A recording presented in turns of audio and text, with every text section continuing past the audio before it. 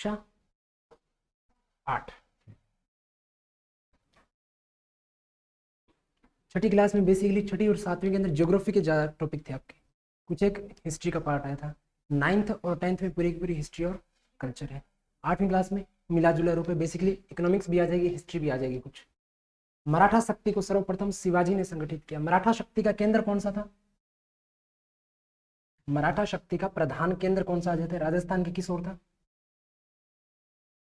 किस ओर? जहां वर्तमान में महाराष्ट्र का क्षेत्र है, वहां पर क्या थी? मराठा शक्ति। और मराठों का प्रवेश राजस्थान में किन किन रियासतों से हुआ? एक तो बूंदी रियासत से, दूसरा जोधपुर रियासत से, और तीसरा जयपुर रियासत से। इन तीनों रियासतों से क्या हुआ? राजस्थान के अंदर प्रवेश होता है, यानी आंतरिक मामलों में हस्तक्षेप का अवसर किन्हें मिला? मराठों को, बूंदी, जयपुर और जोधपुर रियासत से। तो राजस्थान में सर्वप्रथम 1711 ईस्वी में मराठों ने मेवाड़ में क्या किया है? प्रवेश किया है। सबसे पहले मेवाड़ में प्रवेश किया और 1720 ईस्वी में पेशवा बाजीराव ने मराठा ध्वज अटक से कटक तक फहराने का लक्ष्य निर्धारित किया। अच्छा, ये अटक से कटक कई बार पूछा गया, इसका मतलब क्या है? इसका मतलब है कि हम बात करें जब हिंद प्रदेश की, यानी हिंदुस्तान की बात करें, उस समय इसे हिंद प्रदेश कहा जाता था। तब बात करें कश्मीर से लेकर कन्याकुमारी तक, कश्मीर से कन्याकुमारी तक पूरी तरह से किस शक्ति को बढ़ावा देने की इनकी कोशिशें थी? मराठा शक्ति। क्योंकि मराठा साम्राज्य का विस्तार कहां से हो? पूरे भारत में मराठा साम्राज्य का विस्तार हो, जिसे किसकी संज्ञा दी गई? अटक और कटक की संज्ञा दी गई। 1726 ईस्वी में मराठों ने कोटा व बूंदी पर क्या किए? आक्रमण किए। यानी सबसे पहले जहां पर इनका आंतरिक हस्तक्षेप हुआ, कौन सी रियासत है? इसमें भी आपको बूंदी रियासत ध्यान में रखनी है। 1728 ईस्वी में डूंगरपुर बांसवाड़ा के शासकों ने खिराज देना क्या कर लिया? स्वीकार। खिराज किसे दिया जाता था? ध्यान रखना है, खिराज एक प्रकार का कर था जो कौन वसूल करते थे? मराठा शासक वसूल करते थे। 22 अप्रैल 1734 ईस्वी को मराठों ने बूंदी के शासक बुद्ध सिंह को पुनः वहां का क्या बना दिया? शासक बना दिया। और यह मराठों का राजस्थान की राजनीति में क्या था? प्रथम हस्तक्षेप। क्यों? क्योंकि इससे पहले तो वो क्या कर रहे थे? राजस्थान के अंदर प्रवेश करने की कोशिशें कर रहे थे। जैसे ही उन्हें बूंदी के अंदर बुद्ध सिंह के द्वारा क्या किया गया? बेसिकली आमंत्रित, चूंकि इसे पद से हटाकर बाद में क्या किया जा रहा था? शासक बनाने का प्रयास। तो इन्हें क्या मिल गया? अवसर मिल गया कि अब बूंदी रियासत के अंदर आंतरिक मामलों में हस्तक्षेप होगा। भाई एक व्यक्ति, दो व्यक्ति हैं जो उत्तराधिकार संघर्ष कर रहे हैं और उनमें से एक व्यक्ति मराठों को आमंत्रित कर लिया। इसका मतलब क्या है? यदि उसको शासक बना दिया तो आंतरिक मामलों में प्रवेश कर सकते हैं। ये कौन? मराठा शासक। तो यहां पर सबसे पहले प्रवेश होता है 1734 ईस्वी में। 1734 की ही एक महत्वपूर्ण घटना और है जिसका नाम क्या है? हुरडा सम्मेलन। किसके विरुद्ध किया जाता है? बेसिकली मराठा शासकों के। लेकिन ये पूरी तरह से धरातल पर नहीं उतरता है। राजपूत राजाओं ने मराठों की बढ़ती शक्ति को रोकने के लिए 17 जुलाई 1734, तिथि आपको ध्यान में रखनी है, एग्जैक्ट तिथि 17 जुलाई 1734, हुरडा जो भीलवाड़ा में है, एक सम्मेलन बुलाया जिसकी अध्यक्षता मेवाड़ के महाराणा जगत सिंह द्वितीय के द्वारा की गई। अब आपको ध्यान में रखना है कि ये जो सम्मेलन बुलाया गया, ये अंतिम रूप से धरातल पर नहीं उतर पाया, क्योंकि इसके जो उद्देश्य थे वो निजी हितों को ध्यान में रखने की वजह से क्या हो गए? सभी के सभी असफल हो जाते हैं।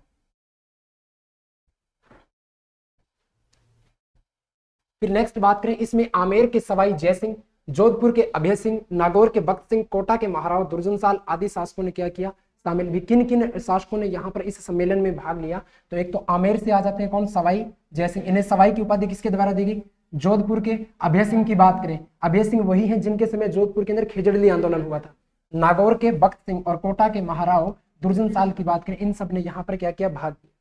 पेशवा बाजीराव ने अपनी माता राधाबाई को 1735 ईस्वी में राजस्थान में तीर्थ यात्रा पर क्या किया?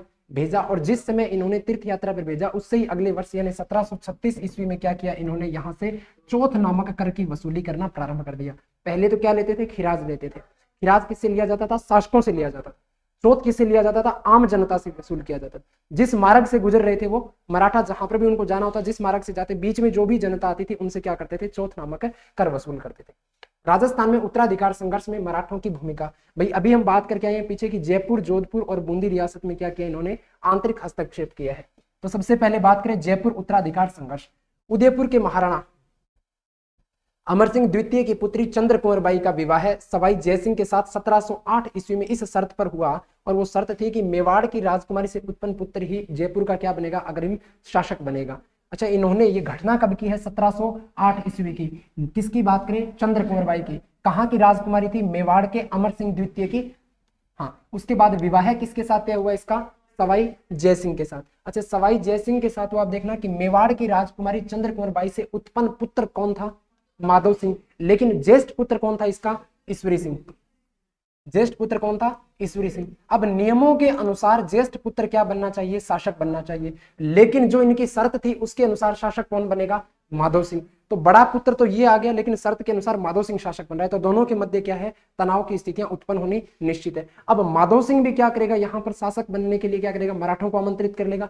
और चूंकि जब वो मराठों को आमंत्रित करेगा तो ये भी क्या करेगा? मराठों को आमंत्रित करेगा। और चूंकि दोनों ने मराठों को आमंत्रित कर लिया, इसका मतलब है वो कोई भी दोनों में से जीत जाओ जाए, लेकिन मराठों का आंतरिक मामलों में क्या होगा? हस्तक्षेप होगा। अपने मामा महाराजा जगत सिंह द्वितीय के सहयोग से सवाई जयसिंह के ज्येष्ठ पुत्र ईश्वरी सिंह को क्या की? इन्होंने चुनौती दी। बेसिकली इसके ऊपर युद्ध करने की स्थितियां पैदा कर दी। मराठा सरदार मल्हार राव होलकर की बात करें, इसके द्वारा किसका साथ दिया गया? माधव सिंह का। किसका किसके द्वारा? मैं से माधव सिंह और मैं से मल्हार राव होलकर, दोनों नाम मिलते जुलते आपको ध्यान में रखने हैं। ईश्वरी सिंह व माधव सिंह के मध्य कौन सा युद्ध हुआ? राजमहल का युद्ध जो टोंक में हुआ था, और बगरू का युद्ध जो जयपुर में हुआ था, दोनों आपको ध्यान में रखने हैं। बगरू कहां पर है? जयपुर। बगरू की प्रिंट भी पढ़ा है ना आपने, Bagru print, Sanganeri print, Bagru print हस्तशिल्प के अंदर।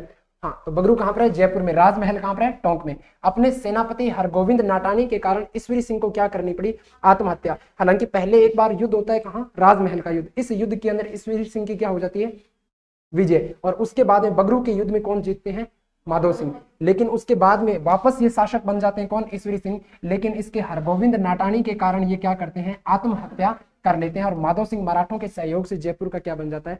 शासक बन जाता है। अब मराठों की सहायता से जब जयपुर का शासक बन गया, इसका मतलब है वो वहां पर जिस प्रकार के नियम कायदे लगाएगा, वहां पर किसका प्रभाव नजर आएगा? मराठों का प्रभाव नजर आएगा। जोधपुर उत्तराधिकार संघर्ष की बात करें, राम सिंह और भगत सिंह के मध्य क्या होता है? उत्तराधिकार का संघर्ष होता है। बेसिकली ये दोनों भी क्या आ जाते हैं? भाई आ जाते हैं। मेवाड़ में उत्तराधिकार संघर्ष 1761 ईस्वी में महाराणा राज सिंह द्वितीय की मृत्यु के बाद अरि सिंह को मेवाड़ के राज सिंहासन पर बैठा दिया। शासक किसे बनाया गया? अरि सिंह को शासन बनाया। अच्छा, अरि सिंह व दूसरा रतन सिंह के मध्य क्या होता है? यहाँ पर संघर्ष। और यहाँ पर भी मराठा शक्ति क्या करती है? आंतरिक मामलों में प्रवेश करती है। लेकिन कहां से आती है? तब हम कहेंगे जोधपुर से आकर यहाँ पर आंतरिक मामलों में हस्तक्षेप करती है। अब मराठों से प्रभावित होकर, मराठों से परेशान होकर स्थानीय शासक अंग्रेजों से क्या करने लगेंगे? सहायक संधियां, कि आप मराठों से हमारी क्या कीजिए? सुरक्षा प्रदान कीजिए। तो अंग्रेजों से जो सहायक संधियां करेंगे, उनमें देखें कि राजस्थान के राज्यों में सर्वप्रथम 19 सितंबर 1803 को भरतपुर राज्य ने क्या की? संधि की। अच्छा, ये ध्यान में रखना, जो पहले संधियां हुई थी, इन संधियों को बेसिकली निरस्त कर दिया गया, जो 1803 से प्रारंभ हुई थी। जबकि सबसे पहली संधि किसने की है? भरतपुर ने 1803 में। इनको संधियों को निरस्त कर दिया। निरस्त करके 1809 ईस्वी में सबसे पहले कोटा रियासत ने सहायक संधि की। तो यदि पूछा जाए व्यवस्थित रूप से सहायक संधि सबसे पहले किसके द्वारा की गई, तो कोटा रियासत के द्वारा 1809 में सबसे पहले सहायक संधि। और सीधा सहायक संधि पूछा जाए तो भरतपुर ने 1803 ईस्वी के अंदर।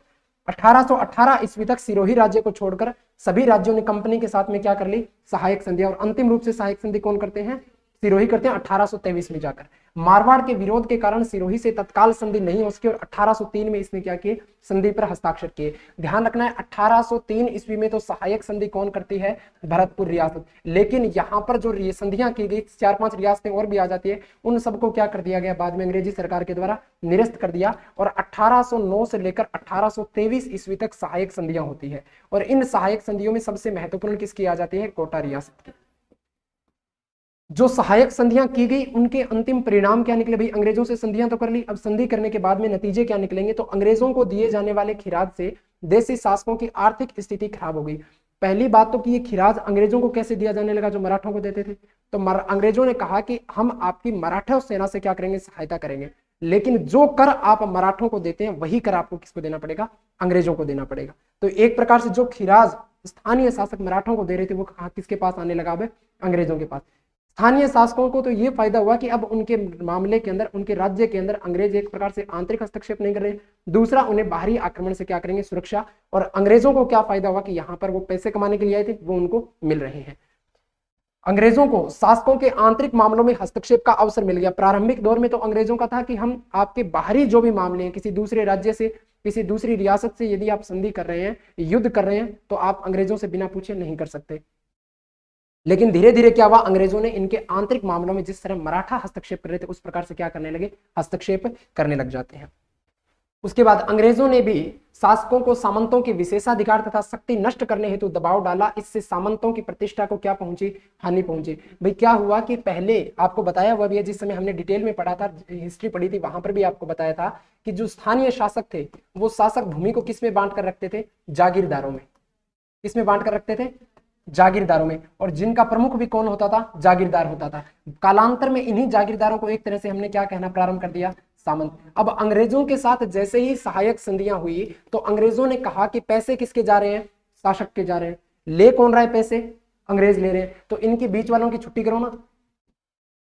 तो जैसे ही इनको छुट्टी करोगे आप तो स्थानीय लोगों की और जागीरदारों के ऊपर क्या पड़ेगा, प्रभाव पड़ेगा, नकारात्मक प्रभाव। इनकी भावनाओं को ठेस पड़ेगा, ये ठेस पहुंचेगा। इस वजह से ये क्या करेंगे, अंग्रेजों के विरुद्ध विद्रोह करेंगे और यही कारण बनेगा कि आगे चलकर स्वतंत्रता का संग्राम होगा। स्वदेशी व्यापार, उद्योग, हस्तशिल्प क्या होने लगे, नष्ट होने लगे। क्यों होने लगे, स्वदेशी व्यापार क्यों नष्ट होने लगा, क्यों, क्योंकि अंग्रेजों ने यहां से नील की खेती को बढ़ावा दिया। अंग्रेजों ने यहां पर अपनी सुविधाओं के अनुसार क्या किया, व्यापार किया और उनको क्या करते थे, यहां से ले जाकर यूरोपियन देशों में जाकर बेचते थे। उद्योगों का क्या होता गया, पतन होता गया। हस्तशिल्प नष्ट होने क्यों लगा, क्योंकि अंग्रेज जो है मशीनरियां लेकर आते थे। अब भाई कोई प्रोडक्ट तो ऐसा है जो मशीन से तैयार किया, कोई ऐसा है जिसको हाथ से तैयार किया हम लोगों ने। पहले क्या होता था, हम लोग भी देख लीजिए, पहले स्वेटर वगैरह हाथ से बुनकर पहनते थे। वर्तमान में क्या है, मार्केट में जाते हैं अपन लोग, रेडीमेड लेकर आते हैं। वो क्या है, यानी जो हस्तशिल्प की जो कलाएं थी वो धीरे धीरे क्या होती चली गई, विलुप्त तो होती चली गई, नष्ट होने लग गया। तो जो व्यापार स्थानीय लोगों का था वो क्या होता चला गया, नष्ट। राजस्थान में ईसाई मशीनरियों का प्रवेश होने से उन्होंने ईसाई धर्म का प्रचार करना भी क्या कर दिया, आरंभ। ये ईसाई बेसिकली यूरोपियन कंट्रीज से थे, अंग्रेजों की जब हम बात करें। अहमदनामा क्या है, एक प्रकार का इकरारनामा है अथवा समझौता पत्र है। अहमदनामे का मतलब समझना है कि वर्तमान में मान लीजिए आपने कोई भूमि का टुकड़ा ले लिया, आप तहसील में जाएंगे, वहां पर क्या करेंगे, एक एफिडेविट या स्टाम्प लिखवाकर उसे किसी जिस व्यक्ति के नाम है उससे अपने नाम लिखवाएंगे आप। उसी प्रकार से उस समय जो अहमदनामा था वो एक प्रकार का इकरारनामा था। इकरारनामा बोला जाता है अभी भी वर्तमान में। तो वो क्या है, एक प्रकार का समझौता पत्र कि ये चीज जो भूमि का टुकड़ा है वो अब आपका हो गया है। चौथ क्या है, मराठों द्वारा अन्य शासकों से लिया जाने वाला क्या था, सुरक्षा कर। खिराज, कृषि भूमि पर लगने वाला क्या था, कर था। जो कृषि योग्य भूमि है उसकी बात करें। अच्छा, इन सब चीजों की वजह से अब स्थानीय लोगों को और सामंतों को क्या हुआ है, प्रभाव पड़ा है। और जब इनकी भावनाओं को ठेस पहुंचेगी तो ये क्या करेंगे, विद्रोह करेंगे। और इन्होंने विद्रोह किया तो 1857 का स्वतंत्रता संग्राम हमारे सामने आता है। इसमें बात करें कि राजस्थान में 1857 की क्रांति के कारण क्या थे। एक तो कंपनी का राज्य के आंतरिक मामलों में क्या किया जाने लगा, हस्तक्षेप किया जाने लगा। अब भाई कोई अपने घर के आंतरिक मामलों में हस्तक्षेप करे तो लठ लेकर आप भी बाहर आ जाओगे। तो क्या है वो चीजें, बेसिकली कि आंतरिक मामलों में हमारे घर के अंदर अगर कोई हस्तक्षेप कर रहा है तब अपन क्या करेंगे, वहां पर विरोध करेंगे। और ऐसा ही स्थानीय लोगों ने करना प्रारंभ किया। 1839 ईस्वी में जोधपुर के किले पर क्या किया अंग्रेजों ने, अधिकार। और मैंगरोल के युद्ध की बात करें तो कोटा महाराव के विरुद्ध दीवान जालिम सिंह, ये हटा दो, पीछे की चीजें थी। राज्य में उत्तराधिकार के प्रश्न पर क्या, असंतोष। किस प्रकार से, तो देखना कि निसंतान राजाओं के द्वारा किसी के अगर कोई पुत्र नहीं है तो वो क्या कर लेता था, गोद लेकर उत्तराधिकार बना देता था। लेकिन अंग्रेजों ने कहा कि यदि किसी के संतान नहीं है तो उस राज्य को हम क्या कर देंगे, खालसा घोषित कर देंगे। खालसा का मतलब अब अंग्रेजों के पूरी तरह से अधीन में आ गए। निसंतान राजाओं द्वारा गोद लेने संबंधी मामलों में कंपनी ने अपना निर्णय देशी रियासतों पर लादने की क्या कर दी, कोशिश। बेसिकली भी अब आपके अधीन ऐसी चीजें नहीं है, आप हर किसी को भी उत्तराधिकारी नहीं बना सकते। जिसमें 1826 ईस्वी में अलवर राज्य में हस्तक्षेप कर अलवर राज्य को दो हिस्सों में क्या कर दिया, बांट दिया। भाई एक हिस्सा तो किसके अधीन आ गया, कंपनी सरकार के, और एक हिस्सा कि आप जिसको उत्तराधिकारी बनाना है उसको बना दीजिए। अच्छा, ये क्या है बेसिकली, अगर इस प्रकार की चीजें अंग्रेज जब करने लगे तो इनसे आम जनता को नुकसान होगा, जो शासक बनना चाह रहे हैं उसको भी नुकसान होगा, उनको नुकसान होगा तो वो क्या करेंगे, विद्रोह करेंगे। तो ये बेसिकली क्या आ रहे हैं, कारण निकल कर आ रहे हैं। 1826 में भरतपुर के लोहागढ़ दुर्ग को नष्ट कर पॉलिटिकल एजेंट के अधीन काउंसिल की क्या की गई, नियुक्ति की गई। 1844 में बांसवाड़ा महारावल लक्ष्मण सिंह की नाबालिंगी के कारण अंग्रेजी नियंत्रण की स्थापना। बेसिकली जिस समय लक्ष्मण सिंह को शासक बनाया गया ये क्या था, नाबालिग था। ठीक है, तो नाबालिग था, इस वजह से क्या किया गया, इसको कहा गया कि ये तो क्या है, अल्पवयस्क है। और अल्पवयस्क है, इस वजह से प्रशासन जो है पूरी तरह से अंग्रेजी सरकार के अधीन आ रहा है। और अंग्रेजी सरकार के अधीन आ गया, इसका मतलब है वहां की जनता की भावनाओं के साथ खेला जा रहा है। सामान्य जनता की भावना की बात करें, डूंगर जी, जवाहर जी हमने पढ़ा है, सीकर क्षेत्र के आ जाते हैं, अंग्रेजों को लूटते थे और लूटकर गरीबों में उनका धन बांट देते थे। एवं लोटू जाट थे, जो लोटू जाट है, लोटू नहीं है, लोटू जाट द्वारा नसीराबाद की सैनिक छावनियों को लूटना। ये क्या करते, अंग्रेजों की छावनियों को लूटकर पैसे गरीबों में बांट देते थे। राज्यों के आर्थिक मामलों में हस्तक्षेप, हिराज वसूलने की प्रथा द्वारा आर्थिक शोषण की नीति लागू कर दी, शांति व्यवस्था के नाम पर धन वसूली। भाई हम आपके यहाँ पर शांति व्यवस्था बनाए रखे हैं, इसके लिए आपको इतना टैक्स देना पड़ेगा, तो शांति व्यवस्था के नाम पर क्या कर रहे थे, टैक्स ले रहे थे। 1822 में मेरवाड़ा बटालियन की क्या कर दी, स्थापना कर दी। 1834 में शेखावाटी ब्रिगेड की क्या की स्थापना। ये बेसिकली वो टुकड़ियां थी, सैनिक टुकड़ियां, जिसके अंदर अंग्रेजी सैनिकों की संख्या क्या थी, ज्यादा थी, भारतीय सैनिकों की संख्या क्या थी, यहाँ पर कम थी। 1835 में जोधपुर लीजियन का क्या किया गया, गठन, और यही जोधपुर लीजियन आगे एरिनपुरा सैनिक छावनी में क्या करेगी, विद्रोह करेगी। 1841 में मेवाड़ भीलकोर की स्थापना आदि के रख रखाव पर खर्च आदि राज्यों से क्या किया जाने लगा, वसूल। तो ये सारे वो कारण थे जिनकी वजह से धीरे धीरे करके आम लोगों की, सैनिकों की, शासकों की भावनाओं को ठेस पहुंचा और उन्होंने विद्रोह जैसी स्थिति को चुन लिया। सामंतों की मनोदशा, आउवा के कोठारिया और सलुम्बर इसके उदाहरण है। क्यों? क्योंकि इनको क्या कर दिया जाता है, वहां से बर्खास्त कर दिया जाता है। 1857 की क्रांति के तात्कालिक कारण, भाई ये तो क्या है, ये तो वो कारण थे जिनसे हम लगातार परेशान थे। भाई कई बार ऐसे होते हैं कि जो चीजें हमें लगातार परेशान कर रही है, जब मौका मिल गया उस पर अपन क्या करते हैं, प्रहार करते हैं। तो ये तो क्या है कि उनके मन के अंदर द्वेष जिस तरह से बनना था वो यहाँ पर द्वेष बनता गया, लेकिन कोई बहाना तो चाहिए विद्रोह करने के लिए। तो तात्कालिक कारण का मतलब है कि उस समय ऐसी क्या स्थितियां पैदा हो गई कि जो पीछे मन में इनके गुस्सा भरा हुआ था वो फूटकर बाहर आ गया। तो क्या था, एक तो एनफील्ड राइफल में प्रयुक्त कारतूस में गाय व सुअर की चर्बी का क्या किया जाना, प्रयोग किया जाना। भाई गाय का मांस लगा दिया तो हिंदू गाय का मांस नहीं खाते, और सुअर जो है उसका मांस कौन नहीं खाते, मुस्लिम लोग नहीं खाते। तो जब आप जो एनफील्ड राइफल प्रयोग में ली जाती थी, इसमें जो गोलियां आपको डालनी है उनको पहले से मुंह से खोला जाता था, और मुंह से खोलेंगे तो हमारा धर्म भ्रष्ट हो रहा था। तो आम जनता, आम सैनिकों की भावना क्या हो गई, यहाँ पर ठेस पहुंची। और जैसे ही उनको पता चला कि गाय और सुअर की चर्बी का प्रयोग किया गया, सैनिकों ने क्या कर दिया, विद्रोह कर दिया।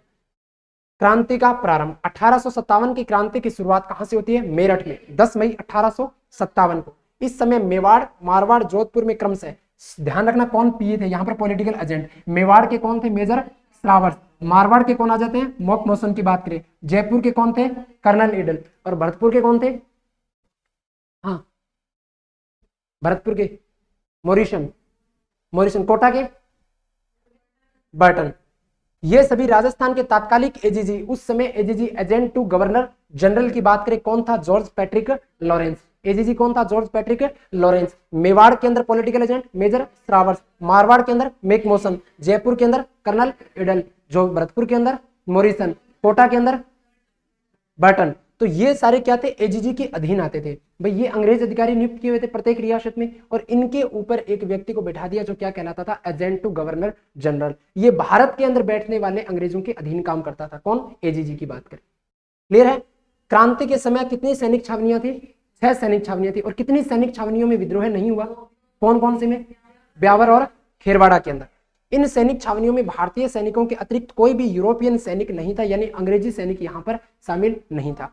19 मई 1857 को एजीजी जॉर्ज पैट्रिक लॉरेंस को मेरठ विद्रोह की क्या सूचना कहां पर दी जाती है, माउंट आबू। यानी ये प्रश्न पूछा गया, आपको ध्यान में रखना है कि जिस समय एजीजी पैट्रिक लॉरेंस को मेरठ के विद्रोह की सूचनाएं मिलती है, उस समय वो राजस्थान के कौन से क्षेत्र में थे, माउंट आबू के क्षेत्र में। कब मिलती है सूचना, 19 मई 1857 को। और मेरठ में क्रांति हुई कब थी, 10 मई 1857 को। नसीराबाद में विद्रोह, राजस्थान में सबसे पहले विद्रोह कहां पर किया गया, नसीराबाद में। कब किया गया, 28 मई 1857 को किया गया।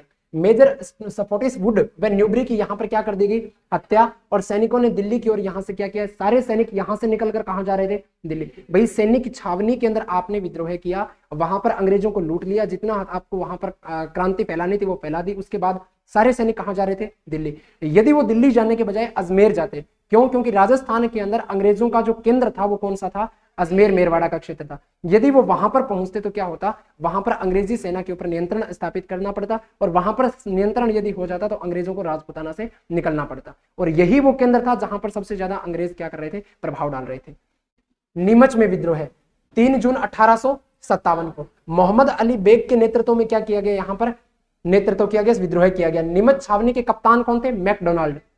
विद्रोही सैनिक चित्तौड़, हमीरगढ़, बनेड़ा में अंग्रेजी बंगलों को लूटते हुए शाहपुरा पहुंचे। ये चीजें इतनी काम की नहीं है। नीमच में क्रांति की सूचना पाते ही श्रावर्स कहां का पीए था, पॉलिटिकल एजेंट, मेवाड़ का। श्रावर्स ने मेवाड़ की एक पलटन को क्रांतिकारियों को निकालने के लिए भेजते हैं। इसका मतलब क्या है कि मेवाड़ के जो शासक थे वो क्या थे, बेसिकली अंग्रेजों के समर्थक थे। इसी वजह से तो उन्होंने क्रांतिकारियों को खदेड़ने के लिए भेजा है वहां पर सेनाओं को। श्रावर्स ने कोटा, बूंदी व मेवाड़ की सेनाओं की सहायता से नीमच पर क्या कर लिया, पुनः अधिकार कर लिया। एरिनपुरा में क्रांति कब होती है? 21 अगस्त 1857 को। जोधपुर लीजियन, अभी सैनिक टुकड़ी की बात करके आए जोधपुर लीजियन, और इसने कहां पर क्रांति की? एरिनपुरा के अंदर। मोती खां व सूबेदार शीतल प्रसाद व तिलकराम के नेतृत्व में यहां पर क्या की जाती है? जोधपुर लीजियन टुकड़ी के द्वारा यहां पर विद्रोह कर दिया गया। क्रांति के नेताओं के आदेशानुसार कौन सा नारा दिया गया यहां पर? चलो दिल्ली मारो फिरंगी, एरिनपुरा क्रांति में दिया गया नारा है। लगाते हुए दिल्ली की ओर चल पड़े। आउवा के ठाकुर कुशाल सिंह, जैसे ये दिल्ली की ओर जा रहे थे रास्ते में इनको कौन मिल जाते हैं? आउवा के ठाकुर कुशाल सिंह, और ये इनको कहां ले जाते हैं? आउवा में ले जाते हैं, और आउवा में जाकर अब क्या करेंगे? ये विद्रोह करेंगे। तो नेतृत्व किसके द्वारा किया गया? ठाकुर कुशाल सिंह चंपावत के द्वारा। इनकी कुलदेवी कौन सी आ जाती है? सुगाली माता। कौन सी माता है? सुगाली माता। सुगाली माता इनकी कुलदेवी है। आउवा, आसोप, आलनियावास, लांबिया, गुल्लर, रूडावास परगनों के सैनिकों ने 8 सितंबर, अब ये कौन कौन से परगनों के सैनिक मिले ये आपको दिमाग में ध्यान रखने की आवश्यकता नहीं, तिथि ध्यान में रखना। 8 सितंबर 1857 को क्या किया गया? पाली के अंदर बिठोड़ा नामक स्थान पर क्या हुआ? युद्ध हुआ। किसके साथ में? अंग्रेजों के साथ में। इसमें विजय कौन रहते हैं? क्रांतिकारी ठाकुर कुशाल सिंह चंपावत के नेतृत्व में जो यहाँ पर क्रांति की गई। इसके अंदर कैप्टन हितकोट व जयपुर के महाराजा तख्त सिंह की संयुक्त सेना को क्या किया? पराजित किया था। और यहां पर तक हितकोट जो क्या करता है? जान बचाकर यहां से भाग जाता है बीच में ही। उसके बाद में चूंकि सेना हार गई, अंग्रेजी सेना, अब क्या करेगी? सेना 10 दिन बाद पुनः तैयारी करके 18 सितंबर 1857 को वापस युद्ध लड़ने के लिए आती है। और इस युद्ध को क्या कहा गया? चेलावास का युद्ध अथवा काले व गोरे का युद्ध कहा गया। तो क्रांतिकारियों तथा जोधपुर के पॉलिटिकल एजेंट इस समय कौन आया है? मेक मोशन चेलावास का युद्ध करने आया। और इस समय मेक मोशन का क्या कर दिया? यहां पर सिर काटकर आउवा के किले पर लटका दिया। इस युद्ध में मेक मोशन की बात करें, मेक मोशन का सिर काटकर आउवा के किले के दरवाजे पर लटका दिया गया। ब्रिगेडियर होम्स के नेतृत्व में सेना ने जनवरी 1858 ईस्वी में आउवा पर आक्रमण कर किले पर क्या किया? अधिकार किया। लगभग 6 माह तक क्रांतिकारियों के अधीन में रहेगा आगे क्षेत्र कौन सा? कोटा का। क्यों? क्योंकि उनको प्रेरणा कहां से मिलती है? आउवा की क्रांति से। 15 अक्टूबर 1857 ईस्वी को लाला जयदयाल व मेहराब अली खां के नेतृत्व में क्या किया गया? यहां पर क्रांति का बिगुल बजाया गया। राजस्थान में सबसे ज्यादा सुनियोजित व सुनियंत्रित क्रांति कहां पर हुई? कोटा में। कारण? क्योंकि 6 महीने तक प्रभाव में रहा है, 6 महीने तक क्रांतिकारियों का अधिकार रहा है यहाँ पर। तो इसका मतलब सबसे ज्यादा व्यवस्थित रूप से क्रांति कहां हुई है? कोटा के अंदर। विद्रोही सैनिकों ने कैप्टन बर्टन का सिर काटकर कोटा शहर में घुमाया। तो बर्टन यहाँ के क्या थे उस समय? पॉलिटिकल एजेंट आ जाते हैं। कोटा के महाराव राम सिंह द्वितीय को क्रांतिकारियों के द्वारा कोटा दुर्ग में क्या कर दिया गया? कैद कर लिया गया। क्रांति का समापन किस प्रकार से हुआ? जून 1858 ईस्वी तक अंग्रेजों ने अधिकांश रियासतों पर क्या कर लिया? पुनः अपना अधिकार कर लिया। नियंत्रण स्थापित कर तांत्या टोपे कोटा के क्रांतिकारी जयदयाल मेहराब अली खां को क्या कर दिया गया? फांसी दे दी गई। अच्छा, अब जब इन्होंने वापस अधिकार कर लिया तो इसके पीछे कारण क्या थे कि वापस अधिकार कैसे किया इन्होंने? भाई, अंग्रेजी सेना ने वापस रियासतों के ऊपर अधिकार कैसे कर लिया? जबकि क्रांतिकारियों ने तो यहाँ पर कब्जा कर रखा था ना। प्रत्येक जो भी सैनिक छावनियां थी, 6 सैनिक छावनियां, 2 में तो विद्रोह नहीं हुआ, ब्यावर और खेरवाड़ा के अंदर। बाकी जो 4 सैनिक छावनियां वहां पर तो विद्रोह कर दिया, वहां से अंग्रेजों को भगा दिया, अंग्रेज अधिकारियों की हत्या भी की इन्होंने।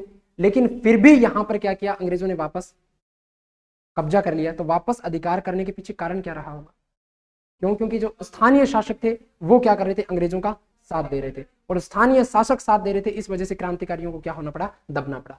1857 की क्रांति की असफलता के कारण क्या है? अधिकांश राजा महाराजाओं द्वारा अंग्रेजों का क्या करना? भरपूर सहयोग करना।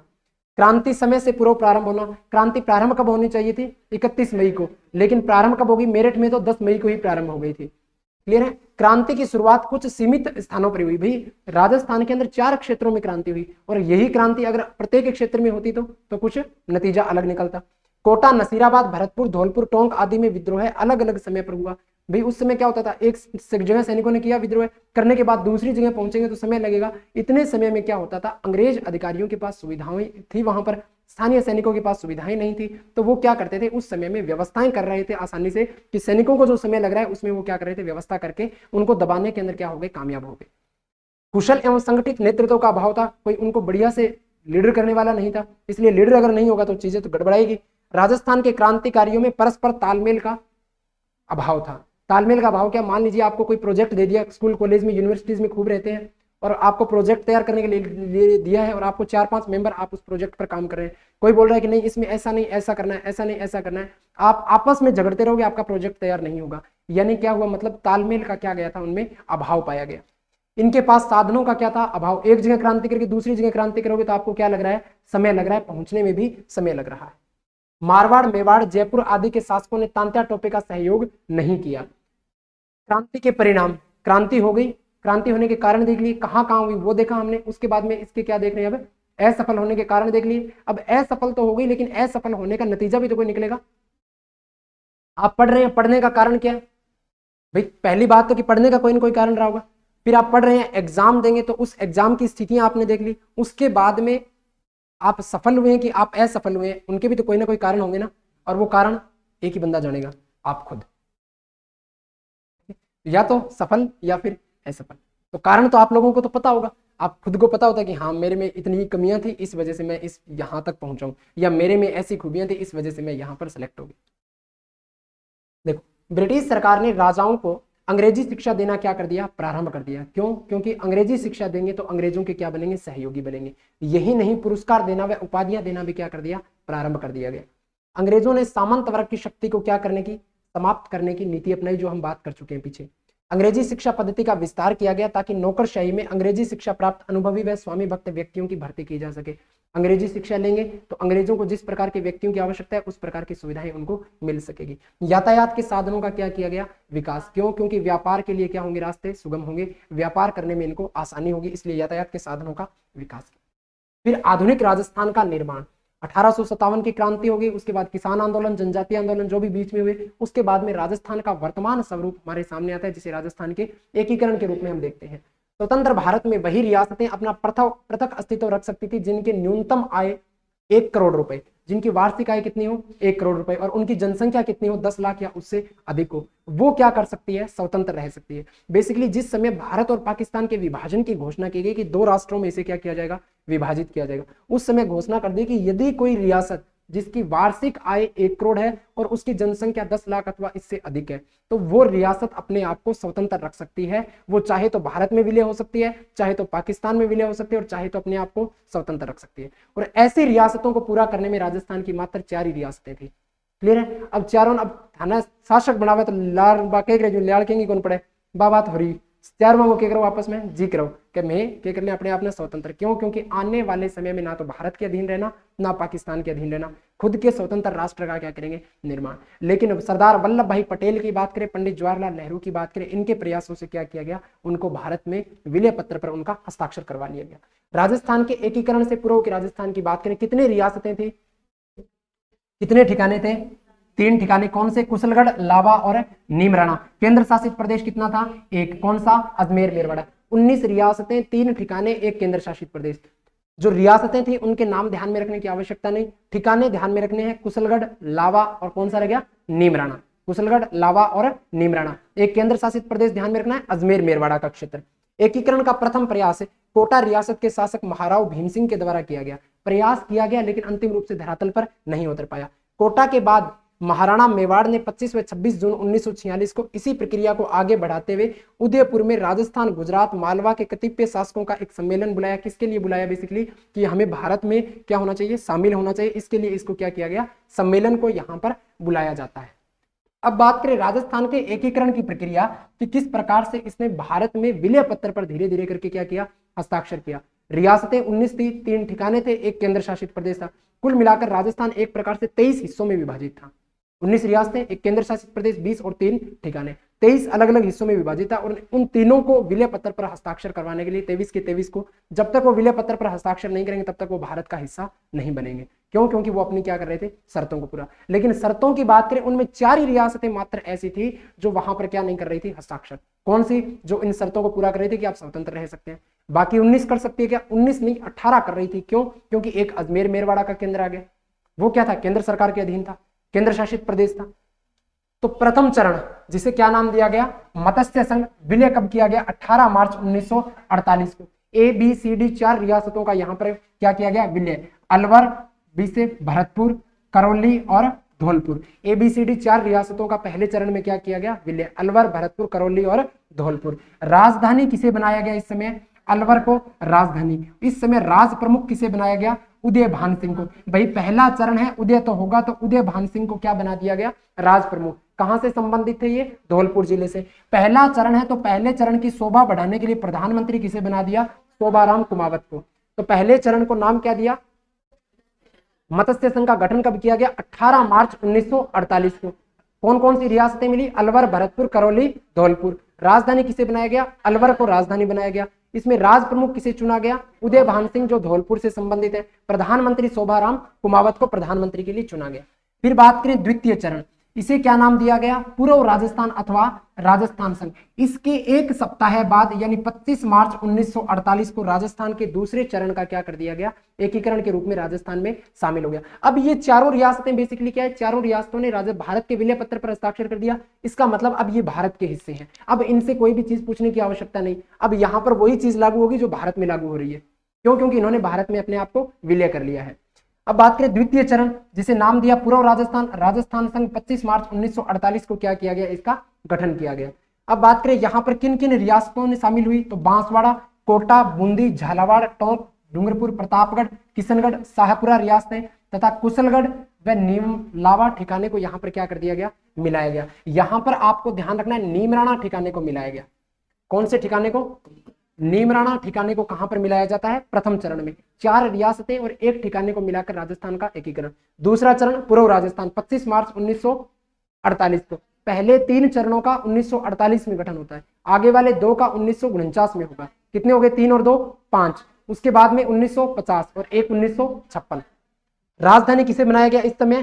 कोटा को। तो कोटा को राजधानी बनाया, तो राज प्रमुख भी कोटा के किसको बना दिया? भीम सिंह को। और प्रधानमंत्री किसे बनाया गया? गोकुललाल असावा को। तो ध्यान रखना, द्वितीय चरण पूर्व राजस्थान अथवा राजस्थान संघ 25 मार्च 1948 को इसका गठन हुआ। राजधानी कोटा को बनाया गया, राज प्रमुख भीम सिंह जो कोटा से संबंधित है, और जो प्रधानमंत्री बनाया गया वो किसे बनाया गया? गोकुललाल असावा को प्रधानमंत्री बनाया गया। उसके बाद तृतीय चरण की बात करें, नाम क्या दिया गया? क्या दिया गया? संयुक्त राजस्थान। 18 अप्रैल 1948 को क्या किया गया? इसका गठन। पहले चरण का 18 मार्च 1948, दूसरे का 25 मार्च 1948, तीसरे का 18 अप्रैल 1948। इसमें देखना संयुक्त राजस्थान। अब देखना दूसरे चरण का नाम क्या था? पूर्व राजस्थान अथवा राजस्थान संघ। इसका हमने नाम क्या रखा? संयुक्त राजस्थान। इसने क्या किया? जो दूसरा चरण था, कौन सा चरण? दूसरा चरण, इसके अंदर किस रियासत को मिला दिया? उदयपुर को। भाई एक ये क्षेत्र तो राजस्थान में मिल गया था भारत में, अब इसके अंदर ही किसको ऐड कर दिया? उदयपुर या मेवाड़ रियासत को इसमें शामिल कर लिया गया। अब मेवाड़ रियासत को शामिल कर लिया, मेवाड़ का विलय हो गया। तो मेवाड़, अगर हम बात करें जिन 4 रियासतों की बात कर रहे थे जो अपने आप को स्वतंत्र रख सकती है, उनमें से एक थी। कौन सी? मेवाड़। तो मेवाड़ का जब विलय हो गया तो यहाँ पर राज प्रमुख किसे बनाया गया? भोपाल सिंह को, जो कहाँ के थे? मेवाड़ के। प्रधानमंत्री किसे बनाया गया? माणिक्यलाल वर्मा को। और उद्घाटन किसके द्वारा गया? पंडित जवाहरलाल नेहरू के द्वारा। पहले दोनों चरणों का उद्घाटन किसके द्वारा किया गया? तो नाम ध्यान रखना, एनवी गॉडगिल के द्वारा। एनवी गॉडगिल के द्वारा पहले दोनों चरणों का क्या किया गया था? उद्घाटन किया गया था। और तीसरे चरण का उद्घाटन किसके द्वारा किया गया? पंडित जवाहरलाल नेहरू के द्वारा। क्लियर है? फिर बात करें चतुर्थ चरण। चतुर्थ चरण को नाम क्या दिया? बृहद राजस्थान। बृहद राजस्थान क्यों दिया? बृहद किसे कहते हैं? जिसका आकार बड़ा हो। यानी इस समय 4 बड़ी रियासतों का राजस्थान में विलय हो गया। कब हुआ? 30 मार्च 1949 को। देखना संयुक्त राजस्थान कौन सा चरण है? तीसरा चरण। संयुक्त राजस्थान यानी तीसरे चरण में किसको मिला दिया गया? जयपुर को, जोधपुर को, बीकानेर को और जैसलमेर को। अब देखना बेसिकली जयपुर, जोधपुर, बीकानेर और जैसलमेर चारों इसमें शामिल हो गए। यानी एक बड़ा क्षेत्र भारत में क्या हो चुका है? विलय कर चुका है। चूंकि एक बड़ा क्षेत्र विलय कर चुका, इसी वजह से इस दिन क्या बनाया जाने लगा? राजस्थान दिवस। कब? 30 मार्च। स्थापना दिवस नहीं, स्थापना दिवस तो मनाया जाएगा 1 नवंबर 1956 को। राजस्थान दिवस कब मनाया जाएगा? 30 मार्च को। क्योंकि 4 बड़ी रियासतें हो गई, इसी समय पी सत्यनारायण राव समिति का गठन कर दिया और उसने कहा कि अब राजधानी किसे बना दो? जयपुर को। और चूंकि अब से आगे राजधानी कौन रहेगी? जयपुर रहेगी। तो स्थापना दिवस 30 मार्च को बनाया गया। राज प्रमुख किसे बनाया गया? मान सिंह द्वितीय को, जो कहां से संबंधित है? जयपुर के। प्रधानमंत्री हीरालाल शास्त्री को। महाराज प्रमुख किसे बनाया गया? महाराणा भोपाल सिंह को। अच्छा, हुआ क्या? जिस समय मेवाड़ का विलय हुआ उस समय जो ये भोपाल सिंह है, इन्हें क्या बनाया गया? राज प्रमुख। लेकिन आगे चलकर अगले ही वर्ष जयपुर रियासत भी शामिल हो गई, 4 बड़ी रियासतें शामिल हो गई, राजधानी जयपुर को बनाने की बात हो गई। तो यहां पर जो राज प्रमुख है वो किसे बनाया गया? जयपुर के शासक मान सिंह द्वितीय को। अब इसका दिमाग खराब हो गया। क्यों? क्योंकि जिस समय इसे क्या बनाया गया? राज प्रमुख। उस समय इसे कहा गया कि आप आजीवन क्या रहेंगे, राज प्रमुख रहेंगे। अब ये बोला कि इसको राज प्रमुख बना रहे हो तो मेरा पद आजीवन था, तो इसको कहा कि आपको क्या बना देते हैं, महाराज प्रमुख बना देते हैं। क्या बना देते हैं, महाराज प्रमुख। जबकि महाराज प्रमुख नाम के पद में कोई शक्तियां निहित नहीं थी, केवल इसको खुश रखने के लिए क्या कर दिया, महाराज प्रमुख का नाम देकर इसको शांत करके छोड़ दिया। क्लियर है। इसलिए महाराज प्रमुख किसे बनाया गया, महाराणा भूपाल सिंह को। मीठी गोली दे रहे थे जैसे आजकल वाले देते रहते हैं। उद्घाटन की बात करें सरदार वल्लभ भाई पटेल की बात करें, उद्घाटन किसके द्वारा किया गया, सरदार वल्लभ भाई पटेल के द्वारा। पहले चरण का एनवी गोडगे, दूसरे चरण का एनवी गोडगे, तीसरे चरण का, चौथे चरण का, पंचम चरण। नाम क्या दिया गया,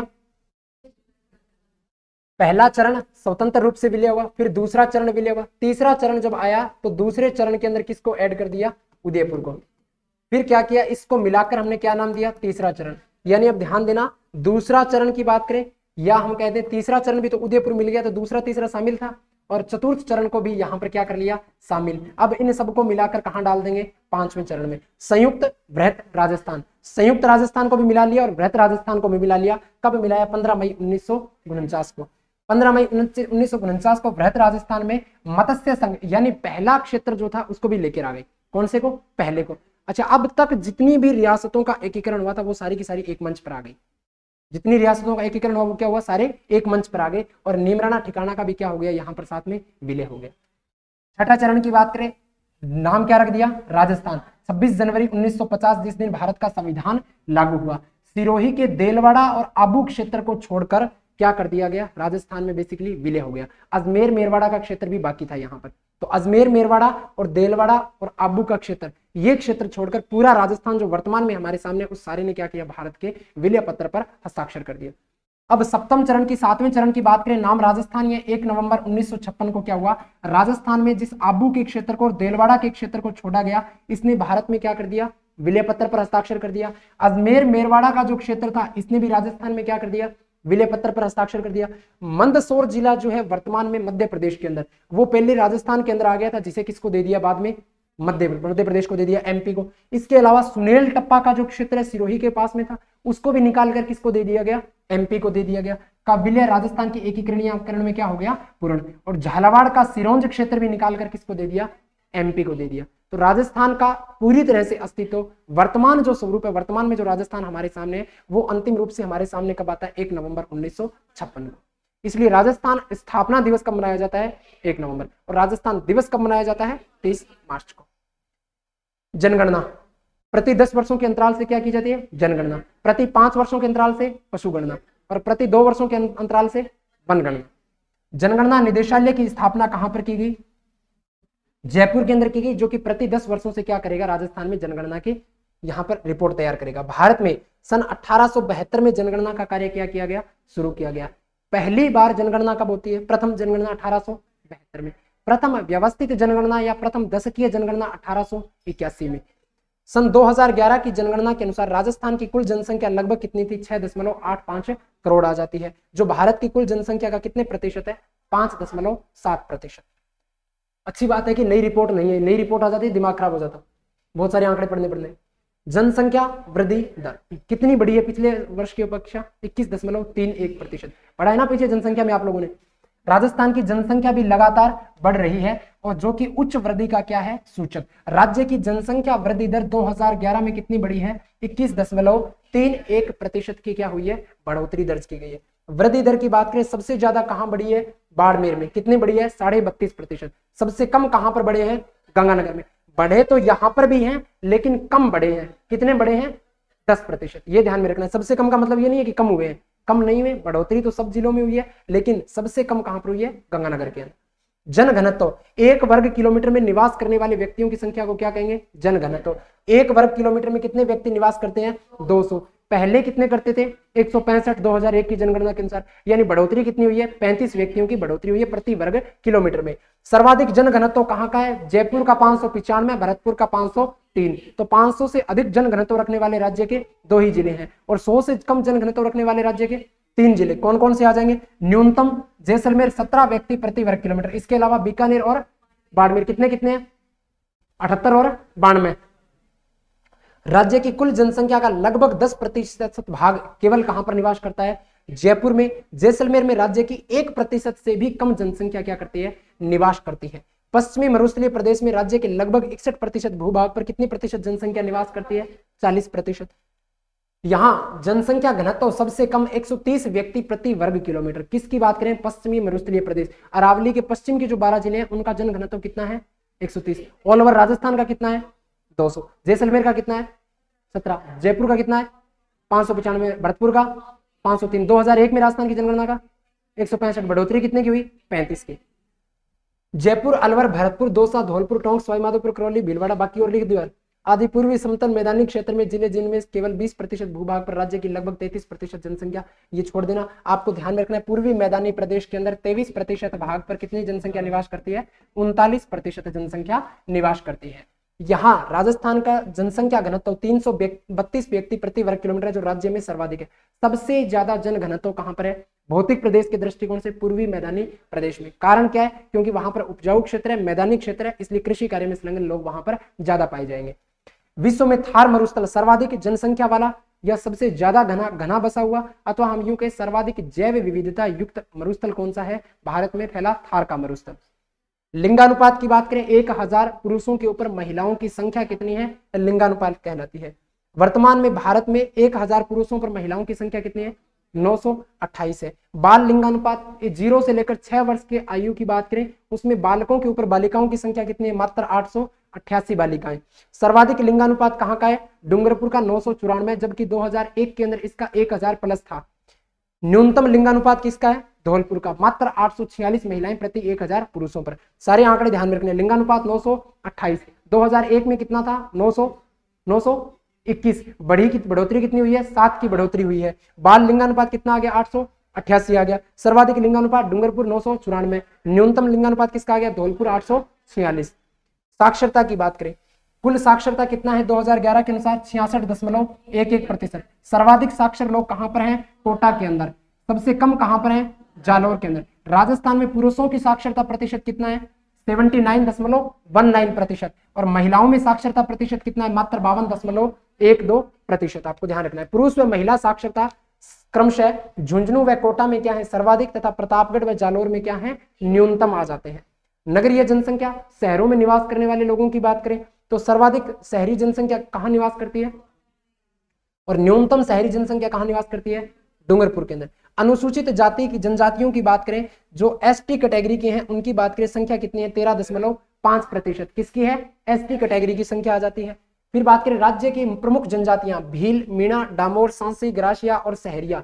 राजस्थान में सर्वाधिक जनसंख्या किस जनजाति की आ जाती है, मीणा जनजाति, यानी एसटी कैटेगरी में सबसे ज्यादा संख्या किसकी है, मीणाओं की है। मीणा जाति बेसिकली एक तो पूर्वी राजस्थान में और दक्षिणी राजस्थान में पाई जाती है। भील जनजाति की, भील राजस्थान की एक प्राचीन जनजाति है, मुख्यतः बांसवाड़ा, डूंगरपुर, वागड़ के क्षेत्र में पाई जाती है। कौन सी, भीलों की बात करें। डामोर जनजाति डूंगरपुर जिले के सिमलवाड़ा क्षेत्र में, डामोर कहां पाई जाती है, डूंगरपुर के सिमलवाड़ा क्षेत्र में। ग्रासिया जनजाति कहां पाई जाती है, बेसिकली सिरोही जिले के आबू रोड व पिंडवाड़ा के क्षेत्र में कौन सी पाई जाती है, ग्रासिया जनजाति का सबसे ज्यादा यहां पर देखने को मिलता है। सांसी जनजाति कहां पाई जाती है, सबसे ज्यादा भरतपुर के अंदर। सहरिया जनजाति कहां पाई जाती है, साहिबाद कस्बा बारां के अंदर। सहरिया राजस्थान की एकमात्र आदिम जनजाति का दर्जा मिला है, जिसे भारत ने आदिम जनजाति समूह की सूची में शामिल किया है। राजस्थान के 12 जिले के साहिबाद कस्बे व किशनगढ़ के अंदर क्या पाई जाती है, सहरिया जनजाति सबसे ज्यादा हमें देखने को मिलती है। क्लियर है। आदिम जनजाति कौन सी है, एकमात्र सहरिया जनजाति। उद्योगों की बात करें, उद्योगों को द्वितीयक व्यवसाय भी कहा जाता है। तो प्राथमिक व्यवसाय कौन सा है, कृषि। राजस्थान में लघु एवं कुटीर उद्योगों के विकास की बात करें, कुटीर व लघु उद्योगों के विकास के लिए राजस्थान लघु उद्योग निगम क्या है, प्रयासरत है। राजस्थान सरकार के द्वारा राजस्थान लघु उद्योग निगम की क्या की गई, स्थापना। ये क्या करेगी, जो छोटे और कुटीर उद्योग आ जाते हैं उनको क्या करेगी, बेसिकली बढ़ावा देगी, उनको अलग अलग प्रकार की सुविधाएं देगी, उनकी अलग अलग प्रकार की योजनाएं लेकर आएगी, उनको अलग अलग प्रकार की ऋण की सुविधाएं उपलब्ध करवाएगी। यह निगम रियायती दरों पर ऋण, तकनीकी सहायता व विपणन संबंधी सुविधाएं इनको क्या करेगी, प्रदान करेगी। किन उद्योगों को, लघु और कुटीर उद्योगों को, या आप समझ सकते हैं छोटे उद्योगों को सुविधाएं प्रदान करेगी। हथकरघा उद्योग की बात करें, ऊनी खादी में जैसलमेर की बरड़ी, बीकानेर के कंबल, जैसलमेर और जोधपुर की मेरिनो खादी क्या है, प्रसिद्ध है। किसके अंतर्गत बात करें, हथकरघा उद्योग। भाई हाथों से यदि आप कोई निर्माण कार्य कर रहे हैं तो राजस्थान सरकार उसको भी क्या कर रही है, बढ़ावा दे रही है। कृषि आधारित लघु उद्योगों की बात करें, राजस्थान में सर्वाधिक उपलब्ध खनिज कौन सा है, कहां से निकाला जाता है? 90% फॉस्फेट कहां मिलता है? अकेले राजस्थान में। फॉस्फेट का मतलब है रॉक फॉस्फेट की बात करें अपने। सीसा व जस्ता भी राजस्थान में पाए जाने वाले प्रमुख खनिज है। कहां से निकाले जाते हैं सीसा जस्ता? देवारू को नहीं, झुंझुनू, उदयपुर, अलवर, सिरोही, बीकानेर, सीकर में तांबे से जुड़े उद्योग हैं। तांबे का सबसे ज्यादा उत्पादन खेतड़ी सिंघाना क्षेत्र झुंझुनू से। जयपुर में जौहरी बाजार की बात करें, सोने चांदी के आभूषणों व रत्नों के लिए विश्व विख्यात केंद्र कौन सा है? जयपुर का जौहरी बाजार है। हाथी दांत से आभूषण निर्माण का काम कहां पर किया जाता है? जयपुर के अंदर। हाथी दांत की चूड़ियां, हाथी दांत के कंगन वगैरह बहुत सी चीजें यहां पर बनाकर सेल किए जाते हैं। बेसिकली वो है क्या? हथकरघा उद्योगों को बढ़ावा दे रहा है। मीनाकारी का कार्य भी कहां पर किया जाता है? जयपुर। मीनाकारी क्या है?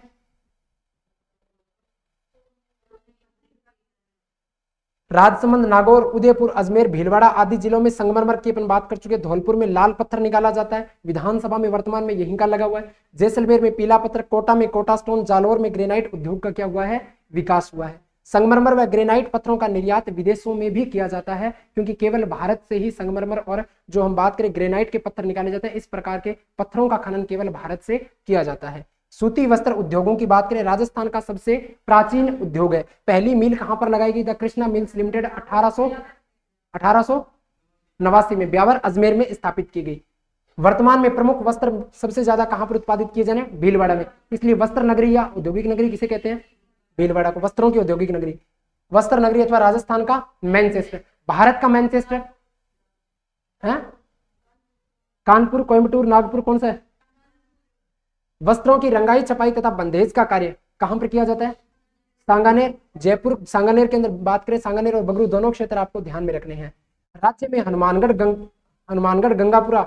गंगापुरा है एवं गुलाबपुरा भीलवाड़ा की सहकारी वस्त्र मिलों को मिलाकर राजस्थान राज्य सहकारी स्पिनिंग एवं जिनिंग मिल संघ की क्या की गई? स्थापना, जो किसके अधीन है? बेसिकली स्पिन फेड के अधीन है। इसे स्पिन फेड ही कहा जाता है, राज्य सरकार के अधीन है।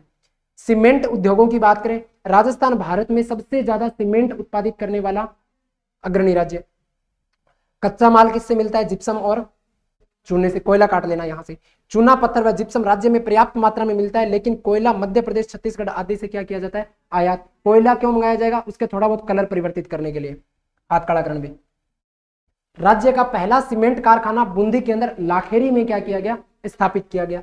कच्चे माल की उपलब्धता के कारण चित्तौड़गढ़ जिला सीमेंट उत्पादन के लिए आदर्श जिला माना गया। क्यों? क्योंकि सबसे ज्यादा किसका उत्पादन किया जा रहा है? चूने का। कौन से क्षेत्र से? निम्बाहेड़ा क्षेत्र से। राज्य में बिरला सीमेंट वर्क्स कहां पर कार्यरत है?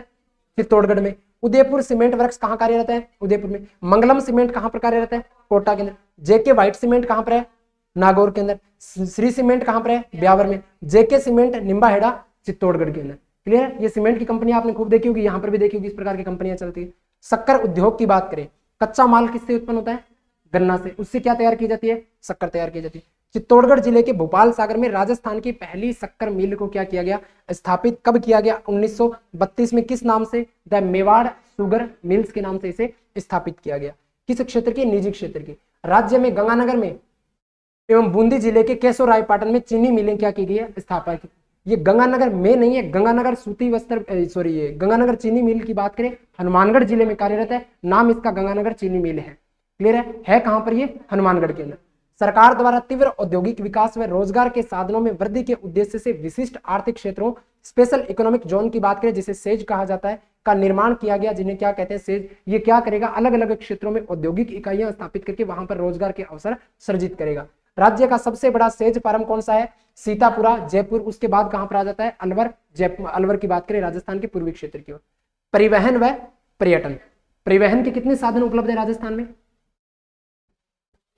सड़क परिवहन है, रेल परिवहन भी है, वायु परिवहन भी है, जल परिवहन कहाँ है? हाँ, जल परिवहन है क्या? कोई समुद्र क्षेत्र नहीं लगता। जल परिवहन कहां पर होगा? जहां पर यातायात के साधन क्या हो? आसानी से सुलभ हो सके, पानी के माध्यम से, जो कि राजस्थान में नहीं है।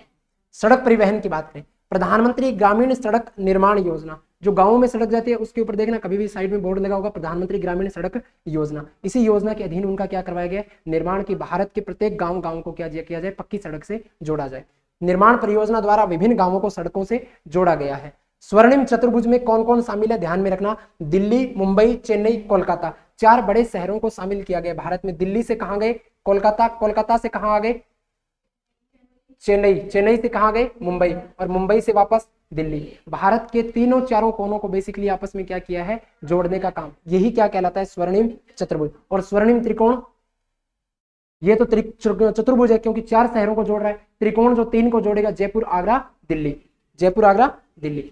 रेल परिवहन की बात करें, भारत में पहली रेल 1853 में महाराष्ट्र के मुंबई के थाने के मध्य से यहां पर चलाई गई थी। और राजस्थान में पहली रेल 1874 में बांदीकुई दौसा से लेकर आगरा फोर्ट के मध्य संचालित की गई। राजस्थान में 2 रेलवे जोन है, ये भी आप पढ़ चुके हो पीछे, कौन कौन से, उत्तर पश्चिमी रेलवे जोन और मध्य पश्चिमी रेलवे जोन।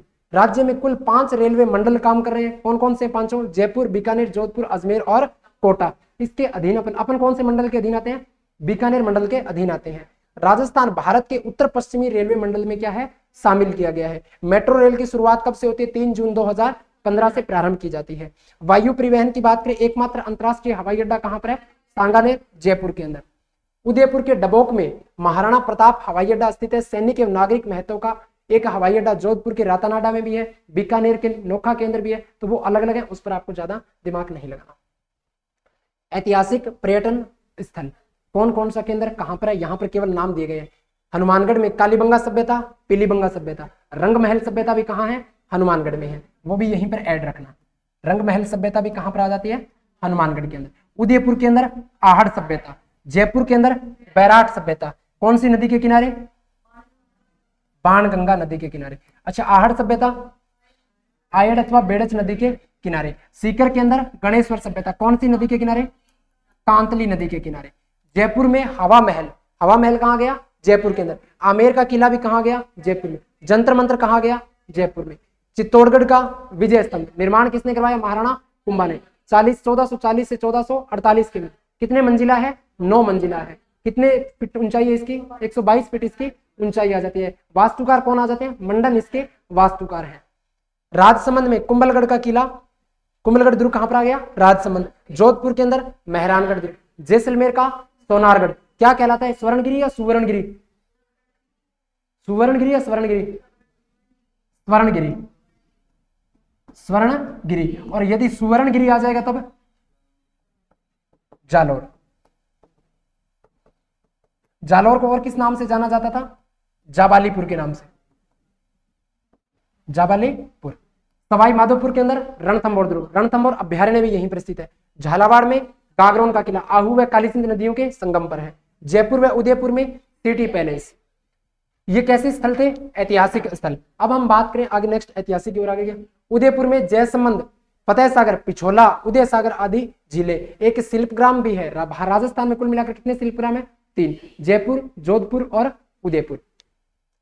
सिरोही का माउंट आबू के अंदर कौन सी झील आ गई, नक्की झील। अजमेर के अंदर पुष्कर झील। राजसमंद में राजसमंद झील। चित्तौड़गढ़ में मैनाल जलप्रपात, किस नदी पर है,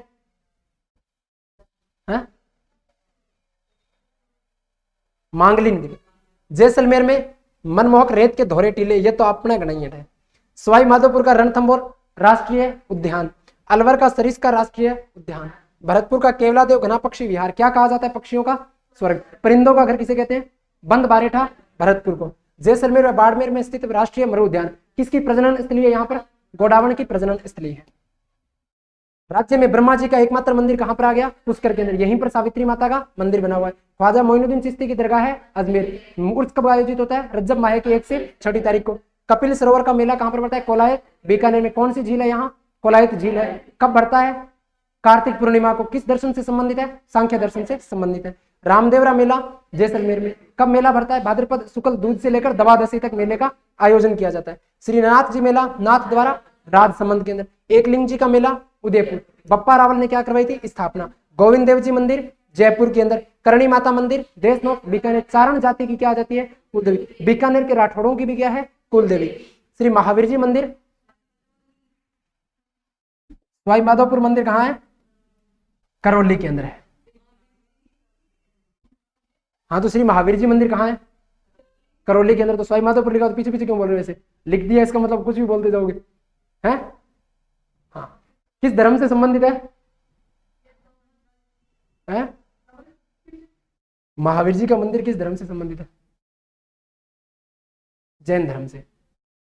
त्रिपुरा सुंदरी मंदिर बांसवाड़ा। ऋषभदेव मंदिर ये भी जैन मंदिर, रणकपुर जैन मंदिर पाली के अंदर। 1444 स्तंभ पोल बने हुए और किसी भी पोल के पास में खड़े होंगे तो प्रतिमा साफ दिखाई दे, कोई किसी पोल के आगे नहीं आता है, इसलिए इसे क्या कहते हैं, स्तंभों का घर भी कहा जाता है।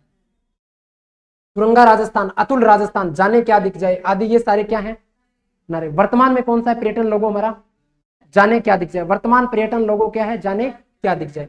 Palace on wheels, palace on wheels जैसे क्या है, शाही रेलगाड़ी जो मुख्य रूप से पर्यटकों को क्या करवाती है, सैर करवाती है, 7 दिनों में 7 दिनों में एक चक्कर पूरा करती है। उदयपुर का मेवाड़ महोत्सव, मारवाड़ महोत्सव कहाँ का प्रसिद्ध है, मरु महोत्सव, पक्की बात है, हाथी महोत्सव, हाँ जयपुर, कुंडा महोत्सव आमेर जयपुर, प्रमुख महोत्सव, अच्छा आगे बीकानेर के अंदर ऊंट महोत्सव, जैसलमेर में मरु महोत्सव, पीछे से देख के तो नहीं बोले थे, जयपुर में पतंग महोत्सव, राजसमंद में कुंभलगढ़ महोत्सव, जोधपुर में मारवाड़ महोत्सव। विनोबा भावे की अपील पर राजस्थान के नागौर जिले में, यहां पर नया टॉपिक आपका ऐड हो गया, विनोबा भावे की अपील पर राजस्थान में नागौर जिले में किसका प्रारंभ किया गया, भूदान आंदोलन। बेसिकली क्या किया गया, भूमि का दान करके क्या किया जा रहा था, जो गरीब लोग हैं उनके हितों के लिए, यानी उनको खाने के लिए क्या मिले, अनाज मिल जाए, इसके लिए उनको लिए क्या किया जाता था, भूमि दान की जाती थी। और राजस्थान में सबसे पहले किसके द्वारा प्रारंभ की गई, विनोबा भावे के प्रयासों से यहाँ पर प्रारंभ की जाती है। राज्य सरकार ने ग्राम दान अधिनियम कब पारित किया, 1971 में पारित किया। राज्य सरकार ने भूमि विवादों में फंसी जनता को सस्ता, शीघ्र व सुलभ न्याय दिलाने के लिए राजस्व मंडल की क्या की स्थापना, कहां पर की, अजमेर के अंदर राजस्व मंडल की स्थापना की।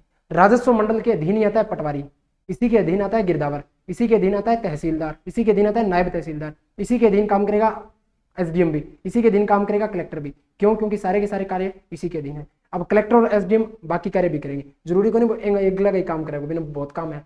राजस्थान राज्य ने राजस्थान काश्तकारी अधिनियम कब का बनाया, 1955 का। राजस्थान भू राजस्व अधिनियम 1956। अस्पृश्यता उन्मूलन पढ़ा है ना, आर्टिकल 17 इसका जिक्र करता है। अनुच्छेद 17 में छुआछूत अथवा अस्पृश्यता को क्या किया गया है, दंडनीय अपराध घोषित किया गया। कह देने तो काड़ो है पीड़ो है ना, छुआछूत के अगर आपने किया तो कानूनन रूप से आपको क्या किया जा सकता है, दंडित किया जा सकता है। अस्पृश्यता उन्मूलन के लिए भारत सरकार ने नागरिक अधिकार संरक्षण अधिनियम 1955 क्या कर रखा है, पारित कर रखा है। केंद्र सरकार द्वारा अनुसूचित जाति अनुसूचित जनजाति अत्याचार निरोधक कानून कब का बनाया हुआ है, 1989। ये बड़ा खतरनाक कानून है, जिसे एससी एसटी का कानून बोलते हैं, बेसिकली बोलते हैं ना। क्या है ये कानून, मान लीजिए किसी ने बोल दिया एससी एसटी वालों से, थोड़ा सा पंगा कम लिया करो एससी एसटी वालों से, आप में से कोई है क्या, अच्छा हाँ, तो अगर इनको आपने कुछ थोड़ा बहुत ऐसा वैसा बोल दिया, गलती से आपके मुंह से क्या निकल गया, कोई अपशब्द निकल गया, ठीक है, या मान लीजिए आपकी इनके साथ बनती नहीं और इन्होंने क्या किया, जाकर फाइल कर दिया कि क्या एससी एसटी के तहत आपके ऊपर मुकदमा दायर कर दिया कि ये क्या कर रहे हैं, मेरे को इस प्रकार का अपशब्द बोला है, ठीक है ना। तो भारत के अंदर 2 ही केस ऐसे हैं जिसमें यूं बोले ना कि खींचे ही को निकला है, तो बात चीज है, एक तो एससी एसटी केस और दूसरा पोक्सो एक्ट। ये दोनों ऐसे एक्ट हैं जो आपको फंसा के ही छोड़ेंगे। इन खतर दूर हाथ जोड़ के आपा ओबीसी काम चला लेगा।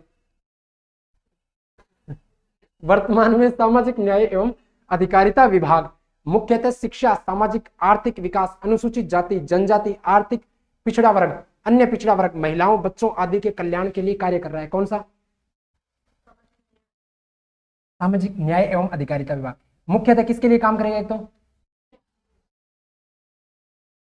आज शाम को ये एक और लिस्ट जारी करेगा, हो सकता है अपने इंस्टीट्यूट का नाम आ जाए इसमें, आप लोगों को पहले बताया हुआ भी था, इसमें अपील डाली हुई थी हमारी भी। कुल मिलाकर ऑल ओवर राजस्थान में 9 इंस्टीट्यूट सेलेक्ट करने हैं, तो शिक्षा के क्षेत्र में क्या करेगा, ये काम करेगा, इस प्रकार के कल्याण के लिए कार्य करेगा। तो वो अलग अलग प्रकार की सुविधाएं यहाँ पर उपलब्ध करवाने वाला है। तो यदि भगवान ने चाहा तो रणनीति उसमें शामिल हो जाएगी। महिला शिक्षा एवं महिला सशक्तिकरण, पंडित जवाहरलाल नेहरू का कथन था कि आप किसी भी राष्ट्र में महिलाओं की स्थिति को देखकर उस राष्ट्र की हालत बता सकते हैं। समझ गए, घरे तो जानते चुंडो पकड़ के था घर, और पड़ोसी यारी ने कहा हाँ आ तो ये आ तो भी है। तो वही कहने का मतलब क्या, आप महिलाओं की स्थिति को देखकर किसी भी घर की, किसी भी समाज की, किसी भी राष्ट्र की स्थिति का पता लगा सकते हैं। क्योंकि जहां महिलाओं का सम्मान है वहां, हाँ वहां क्या है, होगा, अपने आप होगा। ठीक है। जनगणना 2011 के आंकड़ों के अनुसार राजस्थान में महिला साक्षरता दर कितनी, 52। और ये देखो 1951 में मात्र कितनी थी, 2.51। दो मुंह दो ढाई लुगाइयां पढ़ेड़ी बेटे, अब कितनी पढ़ेड़ी है, 52, मतलब 52.12% अभी पड़े हुए हैं। महिला सशक्तिकरण के लिए राज्य सरकार के द्वारा किए गए महत्वपूर्ण प्रयास, राज्य महिला आयोग की बात करें, 15 मई 1999 को इसका क्या किया गया, गठन किया गया। एक अध्यक्ष व 3 सदस्य इसके अंदर क्या होते हैं, शामिल होते हैं। गठन कब किया गया, आयोग है ना आपके सिलेबस में, तो राज्य महिला आयोग का गठन कब किया गया, 15 मई 1999 को गठन किया गया। एक अध्यक्ष और सदस्य कितने होंगे, 3 सदस्य। अध्यक्ष का कार्यकाल कितना होता है। फिर महिला स्वयं सहायता समूह कार्यक्रम, आप 10, 15, 5, 4 कितनी भी महिलाएं आपस में मिलकर महिलाओं की सहायता के लिए स्वयं का कोई कार्यक्रम संचालित कर सकते हैं। यदि आप ऐसा करते हैं तो सरकार आपको क्या करेगी, प्रोत्साहित करेगी, आपको अलग अलग प्रकार की क्या करेगी, सुविधाएं उपलब्ध करवाएगी। महिला घरेलू हिंसा निरोधक अधिनियम, घरों के अंदर क्या होता है कि बेसिकली सुना होगा कि कोई गालियां बक रहा है, कोई दारू पी के मार रहा है, कोई कुछ कर रहा है, यानी घर के अंदर महिलाओं पर किसी प्रकार की यदि आप हिंसा कर रहे हैं तो भारत सरकार के द्वारा आईपीसी सेक्शन वहां पर काम करेगा। 2005 का अधिनियम पारित किया गया, भारतीय दंड संहिता के अनुसार यहां पर क्या की जाएगी, कार्यवाही की जाएगी। और इसके अंदर एक बात और भी ध्यान रखना कि इसमें स्वयं जो प्रताड़िता है, पीड़िता की बात करें, जिस महिला पर अत्याचार हो रहा है, जरूरी नहीं है जाकर वही परिवाद दायर करे, कोई भी अन्य व्यक्ति अपनी पहचान छुपाकर भी परिवाद दायर करवा सकता है। मान लीजिए आपके पड़ोसी में कोई ऐसा हो रहा है, आपने थाने में फोन कर दिया या महिला हेल्पलाइन नंबर पर फोन कर दिया, इसका मतलब है आप अपनी पहचान को गोपनीय रख सकते हैं महिलाओं को सुरक्षित रखने के लिए।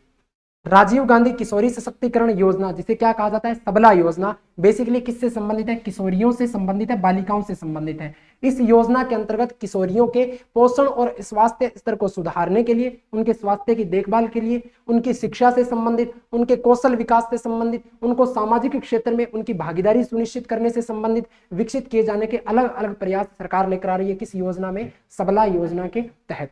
फिर बात करें, यह योजना 11 वर्ष से लेकर 18 वर्ष की विद्यालय न जाने वाली अथवा विद्यालय बीच में छोड़ देने वाली, जिन्हें ड्रॉप आउट बालिका कहा जाता है, किशोर बालिकाओं के लिए संचालित की जा रही है। भाई जिन्होंने विद्यालय छोड़ दिया है या गई नहीं है वो विद्यालय, तो उन बालिकाओं को अलग अलग प्रकार की क्या की जाएगी, योजना संचालित की जाएगी, ताकि उन बालिकाओं का भी क्या किया जा सके, विकास किया जा सके। फिर बेटी बचाओ बेटी पढ़ाओ, शुरुआत कब से होती है, 2015 में। देश भर में घटते बाल लिंगानुपात को ध्यान में रखकर इसकी क्या की गई, शुरुआत की गई। यह महिला और बाल विकास मंत्रालय के अधीन, अच्छा ध्यान रखना ये संयुक्त पहल है बेसिकली, किस किस की, एक तो महिला व बाल विकास मंत्रालय। महिला व बाल विकास मंत्रालय केवल बालकों से संबंधित, जिनकी उम्र मात्र 12 वर्ष से कम है उनको लेकर, और महिलाओं से संबंधित ही क्या करेगा, काम करेगा। इनके हितों के संबंध, इनके संबंध में कोई अपराध हो रहा है तो उनसे संबंधित कौन देखेगा, महिला एवं बाल अपराध विभाग देखेगा। स्वास्थ्य व परिवार कल्याण विभाग की बात करें, मानव संसाधन मंत्रालय की बात करें, इन तीनों मंत्रालयों की संयुक्त पहल है कौन सी, बेटी बचाओ बेटी पढ़ाओ। 2015 में इसको प्रारंभ किया गया। महिला सशक्तिकरण के लिए कुछ अन्य महत्वपूर्ण कानून भी विद्यमान है, जैसे हिंदू उत्तराधिकार की बात करें, हिंदू उत्तराधिकार का मतलब क्या है, दत्तक ग्रहण की बात करें, संरक्षण अधिनियम 1955 संशोधित किया गया 2005 में। भाई मान लीजिए आपके फादर के नाम पे कोई 10, 20, 50 जितना भी कोई भी प्रॉपर्टी सामान है, जैसे ही वो गुजर गए और वो उनके बच्चों के नाम होनी है, तो उनके जो बेटे हैं वो आपको ये नहीं कह सकते कि आप इसमें हिस्सा नहीं लेंगे, आप उसके क्या हैं, भागीदार हैं, आपको भी हक है, क्योंकि आपके भी उतने ही फादर लगते हैं जितने आपके भाई के लगते हैं। तो ये कौन सा अधिनियम पारित करके दे रहा है हमें, हिंदू उत्तराधिकार अथवा दत्तक ग्रहण संरक्षण अधिनियम। कब का है, 1956 का। संशोधन कब किया गया, 2005 में संशोधन किया गया। क्लियर है। दहेज निषेध अधिनियम कब का है, 1961 का। बाल विवाह निषेध अधिनियम कब का है, 1925 का। संशोधन इसमें 2 बार हो चुका है, 1986 और 2006 के अंदर, फिर भी ये अभी भी संचालित है। मतदान प्रक्रिया की बात करें, मतदाता दिवस कब मनाया जाता है, मतदाता दिवस 25 जनवरी को मनाया जाता है। ईवीएम मशीन सबने देखी होगी, किसने वोट डाला ईवीएम वोट मशीन से, भाई वो मशीन देखी होगी जिस पर अधिकतम बटन कितने होते हैं, 16 बटन होते हैं। अंतिम बटन कौन सा होता है, नोटा, नन ऑफ दीज। भाई आपको किसी को भी सिलेक्ट नहीं करना, किसी को भी वोट नहीं देना चाहते तो आप किसको प्रयोग कर सकते हैं, नोटा बटन आप दबा सकते हैं। अच्छा ध्यान में रखना, इसमें अधिकतम कितने उम्मीदवार वोट कर सकते हैं, 16 उम्मीदवारों के लिए वो लगा सकते हैं अपने। इसका अंतिम बटन कौन सा होता है, NOTA, none of the above. प्रत्येक मतदाता केंद्र के लिए जिला निर्वाचन अधिकारी कलेक्टर द्वारा एक मतदान दल का गठन किया जाएगा। मतदाता दल में एक पीठासीन अधिकारी व अन्य मतदाता अधिकारी। बेसिकली जो चुनाव करवाए जाने हैं वो किसके अधीन होंगे? कलेक्टर के अधीन। सारी देखरेख कौन करेगा? कलेक्टर करेगा। वो अपने अधीन किन्हीं अधिकारियों को वहां पर क्या करेगा? नियुक्त करेगा। वीवीपीएटी का पूरा नाम voter verifiable paper audit trial है। यह एक प्रिंटिंग युक्ति है। आपने बटन दबाया किसी चुनाव चिन्ह के आगे, बटन दबाते ही आपको वहां पर एक बॉक्स के अंदर एक स्लिप दिखाई देगी। भाई मान लीजिए आपने किसी जो भी, मान लीजिए एक पेन का निशान था, उसके सामने आपने क्या किया? बटन प्रेस किया, तो वो पेन का निशान आपको वहां पर शो होगा कागज की पर्ची के ऊपर। 7 सेकंड के लिए आपको ये दिखेगा। उसके बाद में वो स्लिप जो है बॉक्स में चली जाएगी। केवल वो किसके पीछे? ट्रांसपेरेंट आपको दिखाई देगा, एक प्लेट लगी हुई है कांच की, उसके पीछे आपको दिखेगा। भाई वो किस लिए दिखाया जा रहा है? इसलिए कि आपने जो बटन दबाया है, जिस उम्मीदवार को वोट आपने दिया है, क्या उसी उम्मीदवार को वोट गया या किसी दूसरे को चला गया? ये ध्यान रखने के लिए, आपको वेरीफाई करने के लिए वो स्लिप वहां पर दिखाई जाती है बेसिकली। क्लियर है? और गणना उसकी डिजिटल गणना होती है, लेकिन कभी अपवाद स्वरूप यदि आपस में कोई तनाव हो जाए दोनों पार्टियों के बीच में, अगर बोल दे कोई कि नहीं गणना गलत हुई है, तो फिर उन पर्चियों को काउंट किया जा सकता है। बेसिकली पहले उनको काउंट नहीं करते, क्योंकि वो ईवीएम मशीन है, डिजिटल मशीन है, डायरेक्ट उससे गणना होती है। सूचना का अधिकार अधिनियम कब का है? 2000 का है 2005 का? 2005 का। सूचना का अधिकार अधिनियम 2005। 2000 में राजस्थान सूचना का अधिकार बनाने वाला राजस्थान क्या हो गया? पहला राज्य बन गया। क्यों? क्योंकि राजस्थान से ही ऐसी चीजें प्रारंभ हुई थी। भारत सरकार ने सूचना का अधिकार अधिनियम कब पारित किया? 2005। निशुल्क और अनिवार्य, निशुल्क फ्री में मिलेगी, अनिवार्य आपको सुविधा उपलब्ध शिक्षा प्रदान करने का आपका दायित्व है। किस अधिकार के तहत? शिक्षा के अधिकार अधिनियम 2009 के तहत, आरटीई जिसे हम कहते हैं राइट टू एजुकेशन। राजस्थान निशुल्क एवं अनिवार्य बाल शिक्षा का अधिकार अधिनियम 2010 बनाया, जिसे 1 अप्रैल 2011 को राजस्थान ने लागू कर दिया। जबकि भारत में लागू कब हुआ? 1 अप्रैल 2010 से भारत में, अगले वर्ष 2011 में राजस्थान में लागू हो जाता है। निजी स्कूलों में कमजोर व पिछड़े वर्ग के बच्चों के लिए 25% सीटें आरक्षित होती है, जिसके बदले सरकार द्वारा तय राशि स्कूलों को दी जाती है। बेसिकली होता क्या है, कोई भी प्राइवेट स्कूल है उसमें जितने बच्चों का पहली क्लास में एडमिशन लेना है, उन बच्चों में से 25% सीटें वो किस में लेंगे? आरटीई के तहत उसमें प्रवेश लेंगे। आरटीई के तहत प्रवेश का मतलब क्या है? मान लीजिए उन्हें कुल मिलाकर 100 बच्चों का एडमिशन लेना है। कोई भी प्राइवेट संस्था जो भारत सरकार अथवा राजस्थान सरकार से मान्यता प्राप्त है, उस संस्था में 25% यानी 25 सीटों पर वो किससे प्रवेश लेंगे? आरटीई से प्रवेश लेंगे। और जब आरटीई से इसमें प्रवेश लेंगे तो इसमें क्या होगा? जिस वार्ड के अंदर स्कूल है आपका, जिस वार्ड के अंदर क्या है? स्कूल है, तो प्राथमिकता तो होगी कि उसी वार्ड का कोई स्टूडेंट क्या करेगा? इसमें प्रवेश लेगा इस आरटीई के तहत। यदि वो प्रवेश ले रहा है और यहां से इस वार्ड से कोई फॉर्म नहीं आया, इसका मतलब है इस स्कूल का जो कैचमेंट एरिया है, जिस क्षेत्र में ये स्कूल है, उसी क्षेत्र का कोई दूसरा विद्यार्थी आ सकता है। इस वार्ड का नहीं आया तो कोई पड़ोस वाले वार्ड का आ सकता है, पड़ोस वाले का नहीं आया तो उस सिटी का आ सकता है, उस सिटी का नहीं आया तो उस तहसील का आ सकता है। क्लियर है? लेकिन उस तहसील से बाहर का कोई नहीं आएगा, भले ही सीट खाली रह जाए। क्लियर है? तो ये चीज आपको ध्यान रखना। इसमें होगा क्या? मान लीजिए 25 सीटें लेनी है, लेकिन फॉर्म कितने आ गए? 100 फॉर्म आ गए। और 100 फॉर्म आने के बाद में कंप्यूटर के द्वारा लॉटरी सिस्टम से इनका चयन किया जाएगा। किसी का भी नंबर आ सकता है, जिनका नंबर आ गया उनको क्या किया जाएगा? अब कक्षा 1 से कक्षा 12 तक क्या किया जा रहा है? निःशुल्क शिक्षा उपलब्ध करवाई जाएगी। आप प्राइवेट स्कूल में पढ़ रहे हैं, आपकी कोई फीस नहीं लगेगी, लेकिन यहां पर जो आपकी फीस लगनी चाहिए वो सरकार भुगतान करेगी। किसको? निजी स्कूल को, प्राइवेट स्कूल को। क्लियर है? तो ये किसके तहत प्रावधान किया गया? आरटीई के तहत प्रावधान किया गया है। बाल अधिकारों की बात करें, 20 नवंबर 1989 को संयुक्त राष्ट्र संघ की आम सभा द्वारा बाल अधिकार समझौते को क्या किया गया? पारित किया गया। बेसिकली बालकों के अधिकारों से संबंधित क्या कर रहा था ये? इसने अपने अधिकारों को सुनिश्चित करवाया है। फिर हम बात करें बाल अधिकार समझौते पर भारत ने 1992 में क्या किए? हस्ताक्षर किए। जिस बिल को 1989 में पारित किया गया, भारत उस पर हस्ताक्षर कब कर रहा है? 1992 में जाकर। बच्चों के ये अधिकार 4 मूल सिद्धांतों पर आधारित है। 4 बेसिकली उनको अधिकार सुनिश्चित करवा रहा है। कौन सा अधिकार? बाल अधिकार समझौता। कौन कौन सा? एक तो उनको जीने का अधिकार है। मान लीजिए बाढ़ आ गई है, क्लियर है, या भूकंप आ गया, सुनामी आ गई कुछ, और वहां पर लोग फंस गए हैं, 1000, 1500, 2000 जितने भी मान लीजिए, उनमें सबसे पहले सुरक्षित तौर पर किसे निकाला जाएगा? बच्चों को निकाला जाएगा। पहला अधिकार किसे दिया गया है? बच्चों को। सबसे पहले बच्चों को सुरक्षित निकाला जाएगा, उसके बाद में महिलाओं को, और उसके बाद में पुरुषों को, बाकी को। तो जीने का अधिकार, सबसे पहला अधिकार किसको दिया? जीने का अधिकार। दूसरा कौन सा आ गया? सुरक्षा का अधिकार, उनकी सुरक्षा की जाएगी। तीसरा अधिकार आ गया विकास, उनके विकास से संबंधित राज्य और देश तरह तरह की क्या करेंगे? योजनाओं का संचालन करेंगे। और फिर बात करें सहभागिता का अधिकार। सहभागिता का मतलब क्या है, बच्चों की भी भागीदारी सुनिश्चित की जाएगी। अब कई बार होता है ना कि घर वाले कुछ बात कर रहे थे, बीच में बच्चा बोल जाता है कि नहीं ऐसे कर लेते हैं, तो कुछ तो होते हैं उसको झापड़ देते हैं खींच के कि तेरे को किसने बोलने को कहा। भाई वो बच्चा अगर बोल गया तो क्या हो गया, वहां पर उसने अपनी भागीदारी दी है। अगर आपको वो काम नहीं करना तो अवॉइड कीजिए। लेकिन कुछ परिवारों में होता क्या, उसको तुरंत प्रभाव से थप्पड़ लगा देते हैं। इससे बच्चे में क्या होगी, हीन भावना का शिकार होता जाएगा। वो कालांतर में इस प्रकार के कोई भी बोलने का प्रयास नहीं करेगा, और हो सकता है उसके दिमाग में कोई ऐसी चीज हो जिसकी वजह से वो अगर वो परेशान भी है तब भी वो आपको नहीं बता पाएगा, या हो सकता है वो कुछ ऐसा बता दे जिसकी वजह से आपको और इजी हो जाए। भाई दिमाग तो उसमें भी है ना, हो सकता है उसका कम स्तर पर चल रहा हो लेकिन चल तो रहा है, तभी तो वो विचार दे रहा है अपने। चाइल्ड हेल्पलाइन नंबर, बच्चों से संबंधित कोई भी शिकायत दर्ज करवानी है, 1098 टोल फ्री नंबर है जिस पर हम कभी भी शिकायत दर्ज करवा सकते हैं। राजस्थान जनसंपर्क पोर्टल की बात करें, राजस्थान सरकार ने सितंबर 2019 को जन सामान्य की शिकायतों को दर्ज करने अथवा समस्याओं के निराकरण करने का अभिनव प्रयास किया है। सिटीजन कॉल सेंटर 181, इस पर आप फोन करके सरकार के किसी भी प्रकार की शिकायत दर्ज करवा सकते हैं। किसी भी प्रकार का मतलब मान लीजिए यहाँ पर रोड निर्माण का काम चल रहा है, ठीक है, आपको पता है कि इतने प्रकार का बजट पास हुआ था, यहाँ पर ये काम किया जाना था, ये इस प्रकार से नहीं करे, बीच में कोई घास काट रहे हैं, आप तुरंत प्रभाव से कॉल करके कंप्लेन दर्ज करवा दीजिए। यहाँ पर वो अपने आप जांच करने आ जाएंगे कि काम सही हो रहा है कि गलत हो रहा है। कोई और अधिकारी कोई रिश्वत लेता नजर आ गया, आपने कंप्लेन दर्ज करवा दी कहां पर, 181 पे। तो ये बेसिकली है क्या, आपको शिकायत दर्ज करवाने के लिए सरकार के द्वारा एक क्या बनाया गया, संपर्क पोर्टल बनाया गया है। क्लियर है, जिससे आम व्यक्ति क्या कर सके, कोई शिकायत है उसको तो वो सरकार तक पहुंचा सके, वह उसकी सूचना प्राप्त करने की निःशुल्क सुविधा प्रदान की। आपने शिकायत तो कर दी, अब उस शिकायत पर क्या कार्यवाही हुई है उसकी जानकारी भी आप उसी पोर्टल से ले सकते हैं।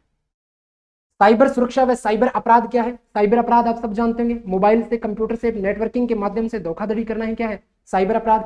साइबर सुरक्षा हमलों के प्रकार की बात करें, कौन सा आ गया सबसे पहले, रैनसमवेयर। रैनसमवेयर जो कि अपराधी द्वारा लोगों के कंप्यूटर और सिस्टम में हमला करके फाइलों को क्या करता है, बेसिकली नुकसान करता है। क्या कर रहा है, अपराधी के द्वारा कंप्यूटर और सिस्टम में हमला करके, अपन बोलते हैं ना वायरस आ गया फोन में, कंप्यूटर में वायरस आ गया, वो वायरस नहीं है, बेसिकली क्या है, एक प्रकार का साइबर क्राइम किया जा रहा है किसी के द्वारा, वो अपने कंप्यूटर को हैकिंग करने का क्या किया जा रहा है, प्रयास। कई बार अब हम देखते हैं कि पेपर लीक वगैरह होते हैं ऑनलाइन वाले, वो क्या करते हैं, एक तरह से सॉफ्टवेयर आता है जिसे हम एनीडेस्क बोल देते हैं, उसके माध्यम से क्या करते हैं, मान लीजिए इस कंप्यूटर में कोई एनीडेस्क है, दूसरे कंप्यूटर में भी एनीडेस्क है, एनीडेस्क का क्या होता है, नंबर होता है बेसिकली, और वो नंबर हम दूसरे पीसी में जैसे ही डालेंगे तो ये पीसी वहां बैठा बैठा दूसरा व्यक्ति इसको चलाता रहेगा, और वहां पर कोई भी 3 4 5 10 15 जितने भी व्यक्ति बैठे हुए वो बैठकर उसका पेपर करते रहेंगे। क्यों, क्योंकि उसकी स्क्रीन किसके साथ में शेयर होगी, दूसरे व्यक्ति के साथ। यानी एक प्रकार का सॉफ्टवेयर आ गया जिस सॉफ्टवेयर ने इधर वाले कंप्यूटर को हैक कर लिया, इसकी सारी स्क्रीन उस कंप्यूटर में चल रही। क्लियर है, तो वो सारी चीजें हालांकि सुविधाओं के लिए बनाया गया। मान लीजिए टेक्निकल टीम है, अब हमारी भी टेक्निकल टीम जयपुर बैठकर काम कर रही है, लेकिन जब भी कोई समस्या होती है हम उन्हें क्या करते हैं, एनीडेस्क देते हैं, एनीडेस्क दे दिया, स्क्रीन शेयर, वो सारी चीजें वहीं से सोल्व कर लेंगे। तो ये चीजें है क्या, बेसिकली सुविधाओं के लिए बनाई गई है, लेकिन उनका क्या किया जाने लगा है, नाजायज फायदा उठाया जाने लगा है। मालवेयर की बात करें, यह कंप्यूटर की किसी फाइल या फिर प्रोग्राम को नुकसान पहुंचाता है, जैसे कि कंप्यूटर वायरस, वॉर्म, ट्रोजन की बात करें, ये अलग अलग प्रकार है। साइबर धोखाधड़ी, ऑनलाइन फ्रॉड की बात करें, चीटिंग की बात करें, फिशिंग व स्पूफिंग, इसके क्या माने जाते हैं, उदाहरण माने जाते हैं। कई बार फोन आता है, मैसेज आता है कि आपकी 10,000 की 50 लाख की लॉटरी लगी है, आप इस लिंक पे क्लिक कीजिए। वो क्या है, बेसिकली आप उस पर क्लिक तो करो, क्लिक करते ही आपकी सारी बैंक डिटेल उनके पास में चली जाएगी। बोला जाता है भी इसी प्रकार का कोई भी कॉल आए, कोई भी लिंक मिले, या आपके सामने बैंक भी आपको जब भी आप करते हैं वहां पर आपको सूचनाएं देता होगा कि जब भी आप बैंक के अंदर कोई कॉल करते हैं, एटीएम हेल्पलाइन नंबर पे कॉल करते हैं, वो कहता है कि आपसे बैंक किसी प्रकार की निजी जानकारियां नहीं मांगेगा। क्लियर है, क्यों नहीं मांगेगा, क्योंकि बैंक को इस चीज का मांगने का हक नहीं है, और यदि मांग रहा है तो आप अपनी जानकारियां साझा ना करें, ये हमसे कहा जाता है। क्यों, क्योंकि वो क्या हो सकती है, साइबर धोखाधड़ी भी हो सकती है। कोई मिलता जुलता नंबर डाल दे वहां पर और उसके माध्यम से अपने क्या हो जाए, पैसे कट जाए। फिर बात करें फिशिंग, यह एक तरह का ठगी का तरीका है जिसमें लोगों को प्रतिष्ठित विश्वस्त संस्थानों के नाम से फर्जी ईमेल भेजे जाते हैं। आपको मेल भेज दिया कि इस प्रकार की कंपनी है, यहाँ पर इतने इतने प्रकार का ये प्रकार आपका लॉन्च हुआ है, आपको लॉटरी लगी है, आप इस पे क्लिक कीजिए, आप ऐसे कीजिए, आप अपने डॉक्यूमेंट दीजिए, और बाद में आपको क्या करेंगे, ब्लैकमेल करेंगे, पैसे भरवाने का प्रयास करेंगे। स्पूफिंग क्या है, इसमें ठगी करने वाला व्यक्ति किसी वैध व्यवसाय, पड़ोसी या विश्वस्त होने के बहाने से किसी अन्य की पहचान या व्यक्तिगत जानकारी प्राप्त करने का क्या करता है, प्रयास करता है। ये सारे हैं क्या, साइबर अपराध हैं। साइबर अपराध करने के क्या हैं, प्रकार हैं। साइबर सुरक्षा के उपाय, नागरिक national cyber crime reporting portal पर ऑनलाइन शिकायत दर्ज करवा सकते हैं। क्लियर है, वो आपके जो यहाँ से आते हैं बगल में, वो 2-4 दिन पहले आए हुए थे, वो बोले कि यार एक नुकसान हो गया। मैंने कहा क्या हुआ, वो इसी के शिकार हो गए थे, अभी हफ्ते भर पहले बताया होगा आपको, तो उन्होंने वो इसके शिकार हो गए थे। उन्होंने बताया कि वो कोई व्हाट्सएप पे कॉल आया अननोन नंबर से, उन्होंने क्या किया, रिसीव कर लिया, रिसीव कर लिया, उस पर कुछ नहीं हुआ, और बोले कि शाम को 10 साढ़े 10 बजे मैसेज आया, ठीक है। अब मैसेज आया 10 साढ़े 10 बजे, अब है ना कुछ तो बड़े सक्रिय होते हैं, अननोन नंबर से मैसेज, आप पता नहीं किसने किया होगा, और तुरंत प्रभाव से हाँ जी हेलो जी वगैरह वगैरह। अननोन नंबर पे कोई भी पर्सन हो सकता है, कोई भी फ्रॉड सिस्टम हो सकता है, कुछ भी हो सकता है।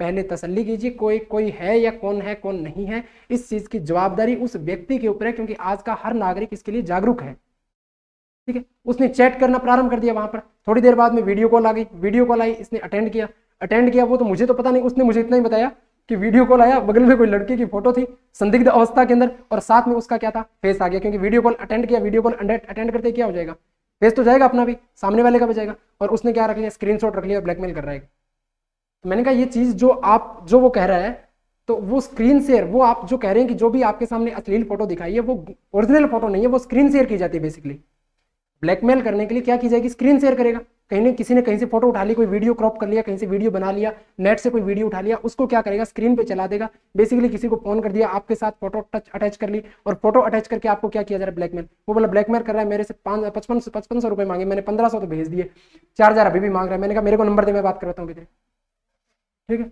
भाई, तू उसको बोल के कर दे, तेरे को जाके जो करना है, तेरे को जो करना है जाके करना, तू अपलोड करेगा कर दे, अपलोड कर दे, और तेरे को अगर कोई मिलना है तो तू आके मिल ले। किस चीज के पैसे मांग रहा है, बोले मैं ब्लैकमेल कर रहा हूँ, ये कर रहा हूँ, वो कर रहा हूँ, तू करने दे उसको, क्यों पैसे क्यों भेज रहा है। तो ये है क्या, बेसिकली ये वो तरीका है कि आपकी पॉकेट से जितना निकाला जाए निकाल लो। और मान लीजिए आपके पास पे उन्होंने मांग ली, कितनी भी डिमांड कर ली, आप सबसे पहले व्यक्ति क्या होगा, घबराएगा यहाँ, जबकि घबराहट के अंदर हर काम गलत होता है। जब भी घबराहट है आप गलत करोगे कुछ ना कुछ। विवेक से काम लीजिए, ठंडे दिमाग से सोचिए। आप सामने वाला बोल रहा है कि आपको पैसे भरने पड़ेंगे, नहीं है भैया, तेरे से जो आए, जो जी में आए वो कर ले, जो जी में आए कर ले, नहीं भरेंगे। अब बोल रहा है कि बोलेगा कि नहीं मैं केस फाइल कर दूंगा, कर दे। वो मेरे को बोला कि मैं केस कर दूंगा अगर पैसे नहीं भरे। तो मैंने कहा कर देता ना, तैने तो कुछ गलत किया नहीं। जब तैने कुछ गलत किया ही नहीं, जब डिटेल निकलेगी तो ऐसा आएगा ना कि तेरे पास तो वीडियो कॉल आया था चल के, तैने तो अटेंड किया। भाई कॉल आएगा तो फोन तो उठाएंगे ना, कॉल आया चाहे किसी का भी आए, अननोन नंबर से, अदर कंट्री से फोन आया, हमने तो रिसीव किया। रिसीव करना तो अपराध नहीं है ना, तो आप तो अपराधी हो ही नहीं, जाओ कोर्ट में, दिक्कत कहाँ है। बोले कि नहीं मैं डर गया, वो डर गए। तो ये कोई तरीका नहीं है डरने का। पहली बात तो कि आपने या तो कोई उसके अंदर जो उंगलियां करने वाली हरकतें वो की होगी थोड़ी बहुत, ठीक है, या वैसी चीजों पर आपने कुछ सक्रिय खुद हुए होंगे, या क्या होता है कि ऐसी चीजें, ये साइबर अपराध है। आपने बोल दिया, उसको उठाते ही क्या बोलोगे कि नहीं इतनी तो व्यवस्था नहीं, मैं 200-400 तो भेज देता हूँ। अब सामने वाला समझ गया कि ये पक्का डरेगा, डर गया, 200-400 भेज रहा है, इसका मतलब इसको और डरा, ये और भी भेजेगा, ठीक है। इसका मतलब वो आने वाले टाइम में हो सकता है 2 महीने 4 महीने बाद और दूसरे नंबर से आपको ट्राई करे। क्यों, क्योंकि उसको पता है ये बंदा डरपोक है और ये पैसे निकाल सकता है। तो ये पैसे निकालने का, पैसे कमाने का एक जरिया है जो धोखाधड़ी के माध्यम से किया जाता है। बेसिकली है क्या, ये साइबर क्राइम है। ऐसा करना कानूनी अपराध है, ध्यान रखना, कहीं फर्जी फेक आईडी बनाकर ऐसे काम करने लग जाओ। ग्रामीण व शहरी प्रशासन की बात करें, ग्रामीण प्रशासन, ग्रामीण क्षेत्रों में समस्त वर्गों के लोगों को लोकतंत्र में अधिकतम भागीदारी सुनिश्चित करने के लिए हमारे देश में कौन सा संविधान संशोधन किया गया, 73वां संविधान संशोधन किया गया, और इसके अंतर्गत पंचायती राज व्यवस्था को क्या कर लिया गया, अपना लिया गया। क्लियर है। इसमें एक इसे संवैधानिक दर्जा दिया गया, और इसकी 11वीं अनुसूची में पंचायती राज के त्रिस्तरीय ढांचे के कितने कार्यों का उल्लेख किया गया है, 29 कार्यों का उल्लेख किया गया है। कौन सी अनुसूची में, ग्राम पंचायत लोकतंत्र की प्रधान इकाई। प्रधान इकाई क्यों, क्योंकि सबसे छोटी इकाई यही है, एक गांव को जोड़ने की इकाई भी यही है। जो वार्ड पंचों की बात करें, उप सरपंच और सरपंच से मिलकर क्या होती है, गठित की जाती है। चुनाव राज्य चुनाव आयोग द्वारा संपन्न करवाए जाते हैं। पंचायत का कार्यकाल कितने साल का होता है, सरपंच कितने साल रहता है, 5 साल रहता है, तो 5 वर्ष का कार्यकाल। ग्राम पंचायत की प्रत्येक माह में कम से कम कितनी बैठकें होती है, 2 बैठकें होती है। इससे अधिक वो चाहे तो बैठकें आयोजित करवा सकते हैं। पंचायत समितियां, ग्राम पंचायत के बाद क्या होगी, पंचायत समितियां। ग्राम पंचायत तथा जिला परिषद को जोड़ने वाली कौन सी कड़ी है, महत्वपूर्ण कड़ी। कैसे, सबसे निचले स्तर पर तो कौन आ गई, ग्राम पंचायत, और गांवों की बात करें, गांवों की बात करें तो इसमें सबसे ऊपरी स्तर पर कौन आएगा, जिला परिषद। दोनों के मध्य के अंदर कौन आ गया, पंचायत समिति। तो ग्राम पंचायत और जिला परिषद के बीच में है, तो जोड़ने का काम कौन कर रहा है, पंचायत समिति कर रहा है। विकास खंडों पर ही पंचायत समिति का गठन किया जाता है। बेसिकली अपना विकास खंड है, रावतसर विकास खंड है, तो यहाँ पर पंचायत समिति का भी गठन किया गया। तो विकास खंडों पर किसका गठन किया जाता है, पंचायत समिति का गठन किया जाता है। इसके निर्वाचित सदस्य ही प्रधान उप प्रधान का क्या करते हैं, चुनाव करते हैं। भाई हम तो क्या करेंगे, जनता को सीधे सदस्यों को चुनेंगे और सदस्य अपने में से किसी को अध्यक्ष बनाएंगे। पंचायत समिति क्षेत्र के अंतर्गत आने वाली ग्राम पंचायतों के सरपंच भी इसके क्या होते हैं, सदस्य। भाई पंचायत समिति के अधीन जितने भी सदस्य हैं उनके अंदर सरपंच भी क्या किए जाएंगे, शामिल किए जाएंगे। सदस्य के लिए न्यूनतम आयु कितनी होनी चाहिए, 25 वर्ष। प्रधान तथा उप प्रधान को पंचायत समिति संबंधित कार्यों में मदद करने के लिए राज्य सरकार द्वारा एक खंड विकास अधिकारी क्या किया जाता है, नियुक्त किया जाता है। क्या किया जाता है, खंड विकास अधिकारी। और गांवों में कौन नियुक्त किया जाएगा, ग्राम विकास अधिकारी। ग्राम सेवक जिसे बोलते हैं ना, वीडियो, वो गांवों का एक तरह से प्रशासनिक अधिकारी है। क्लियर है। पंचायत समिति का खंड विकास अधिकारी जिसे बीडीओ बोल देंगे अपने, वीडियो के बाद में बीडीओ, तो बीडीओ कौन आ गया, खंड विकास अधिकारी। ये किसके द्वारा नियुक्त किया गया, सरकार के द्वारा नियुक्त किए गए प्रशासनिक अधिकारी आ जाते हैं। पंचायत समिति के सदस्यों का अधिकारी block development officer, block development officer BDO, BDO इसे कहा जाता है। का कार्यकाल कितना होता है, 5 वर्ष यहाँ पर कार्यकाल होता है। जिला परिषद की बात करें, पंचायती राज व्यवस्था की शीर्ष स्तर की संस्था जिला परिषद है। ग्राम स्तर पर बात कर रहे हैं, नगरीय स्तर की बात नहीं करें, ग्रामीण स्तर की बात करें। जिला स्तर पर विकास की क्या करता है, ये योजनाएं बनाता है। जिला परिषद के निर्वाचित सदस्यों के अतिरिक्त जिले के पंचायत समितियों के प्रधान, जिले से निर्वाचित विधानसभा के सदस्य, जिले से निर्वाचित लोकसभा और राज्यसभा के सदस्य भी विधान परिषद के क्या होते हैं, जिला परिषद के क्या होते हैं, सदस्य होते हैं। जिला परिषद के निर्वाचित सदस्य मिलकर जिला प्रमुख का, भाई सदस्य चुने, सदस्य में से किसका चुनाव करेंगे, प्रमुख और उप प्रमुख का चुनाव करेंगे। जिले में समस्त विकास कार्यों का उत्तरदायित्व भी किस पर होता है, जिला परिषद के ऊपर रहता है। आय के स्रोत, इनको इनकम कहां से प्राप्त होगी, ग्राम पंचायत को कहां से इनकम मिलेगी, विभिन्न प्रकार के कर जैसे भवन कर, वाहन कर, क्रय विक्रय कर, मेले, होट बाजार, इस प्रकार की चीजें बात करें, सरकार से अनुदान मिल रहा है, यहां से इनको क्या होगी, इनकम की सुविधाएं प्राप्त होगी।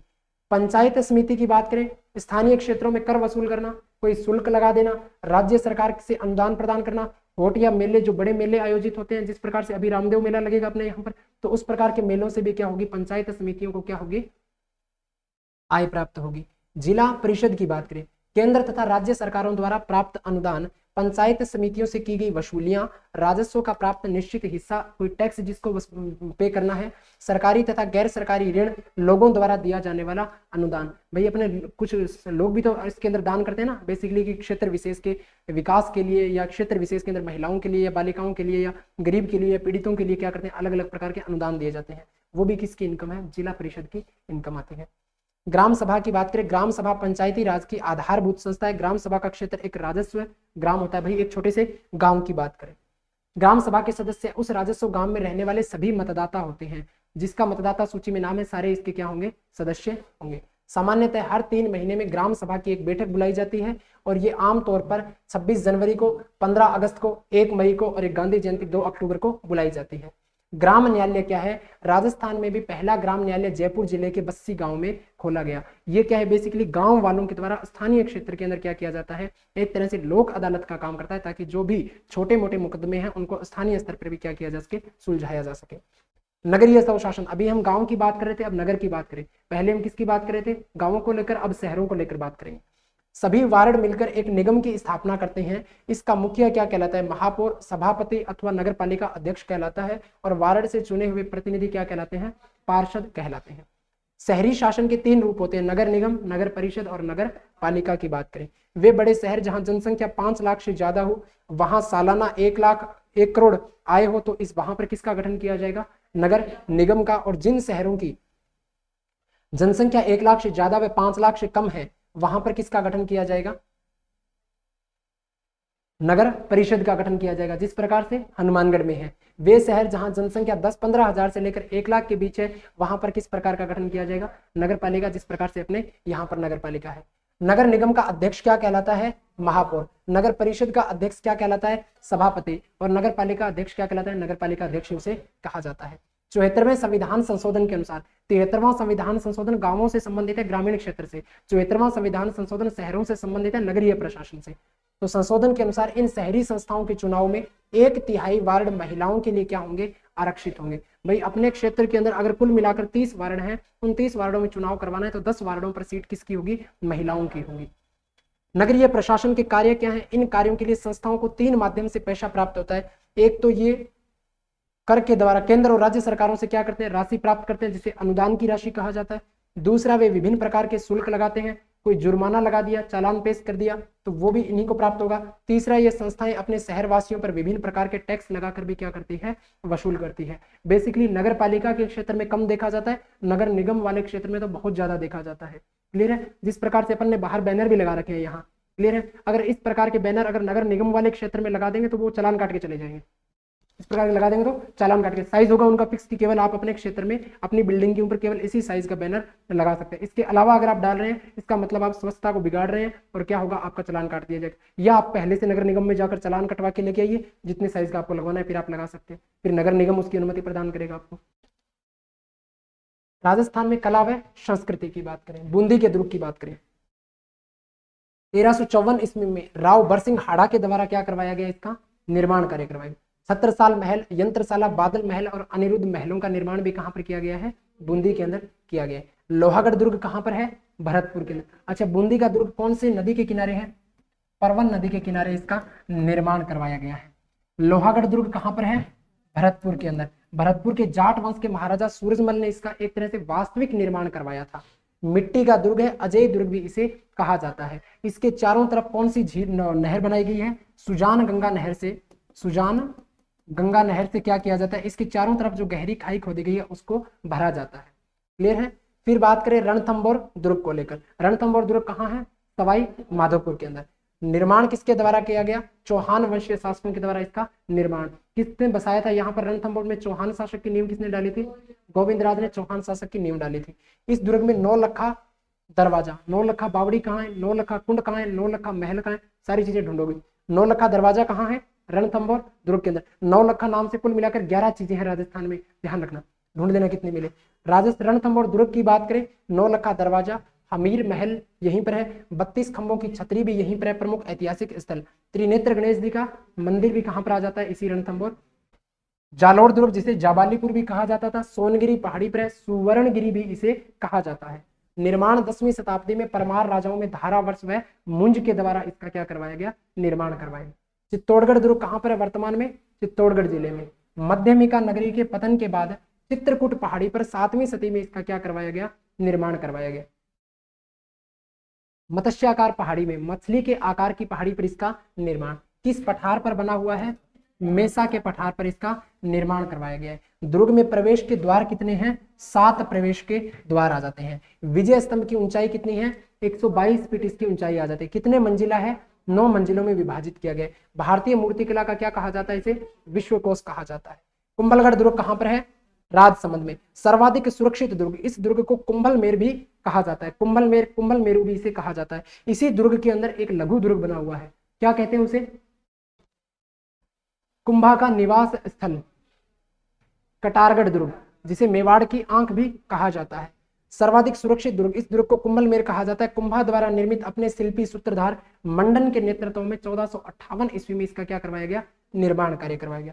इसमें प्रमुख स्थापत्य कला के दृष्टिकोण से बात करें तो देखना, सबसे पहले नीलकंठ महादेव मंदिर, झाली बावड़ी, मामादेव का कुंड, मामादेव तालाब कहां पर है, कुंभ स्वामी विष्णु मंदिर, रायमल के पुत्र पृथ्वीराज का स्मारक या पृथ्वीराज की छतरी की बात करें, दुर्ग का सर्वोच्च शिखर कटारगढ़ की बात करें जिसे मेवाड़ की आंख कहा जाता है, और महाराणा प्रताप का जन्म भी कहां पर हुआ था, यहीं पर कुंभलगढ़ दुर्ग में हुआ था। तो ये सारे तथ्य किससे संबंधित हैं, कुंभलगढ़ दुर्ग से।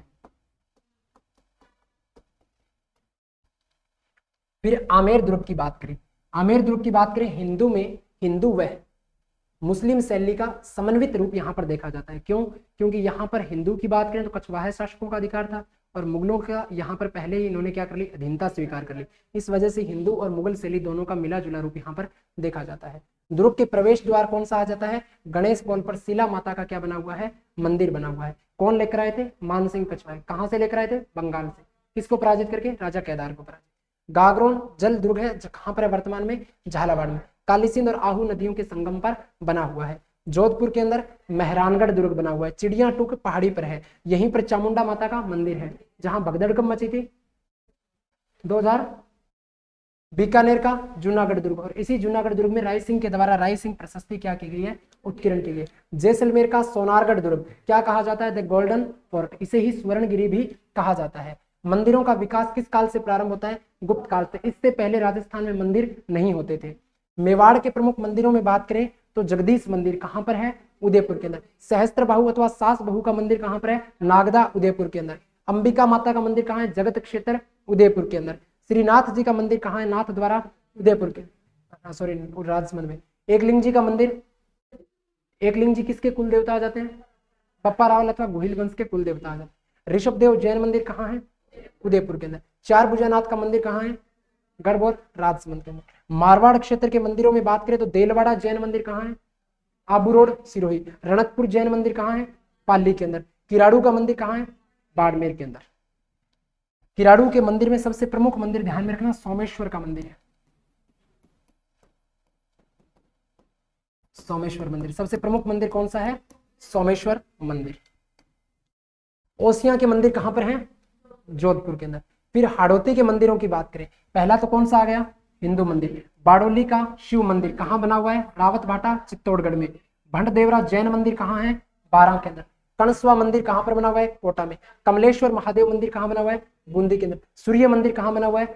झालरापाटन। ये आपको ध्यान रखने की आवश्यकता नहीं, सूर्य मंदिर आप आमेर ध्यान में रखिएगा, या आमेर या फिर आपकी गलताजी, जो भी ऑप्शन में हो दोनों में से कोई भी कर देना। अन्य मंदिरों की बात करें, आबानेरी मंदिर दौसा। आबानेरी की चांद बावड़ी भी प्रसिद्ध है। कहां पर आबानेरी चांद बावड़ी? दौसा के अंदर। खाटू श्याम जी मंदिर कहां पर है? सीकर के अंदर। गोविंद देव जी मंदिर कहां है? जयपुर के अंदर। मोलेला मूर्ति किला, मोलेला कहां का क्षेत्र है? बेसिकली राजसमंद का क्षेत्र है। राजसमंद के कुम्हारों ने इस कला को विश्व स्तर पर क्या दिलाई है? पहचान दिलाई है। मूर्ति, मिट्टी की मूर्तियों को आग में पकाकर बनाने की कला क्या कहलाती है? टेराकोटा कहलाती है। छोटा छोटा घर का देखे ना, ताबरन गुड़िया बना के दे, बोकरे बन, हाँ ताता करके सेक के दे दे। बेसिकली क्या है वो? बेसिकली एक तरह से टेराकोटा। ये हवेलियां, सलीम सिंह की हवेली कहाँ है?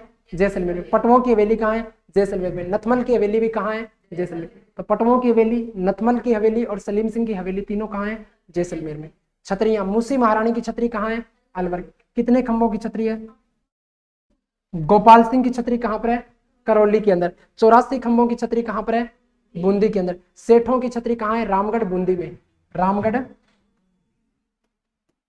बूंदी के अंदर। गैटोर की छतरियां जयपुर के अंदर, जिसमें सबसे प्रमुख किसकी है? ईश्वरी सिंह की।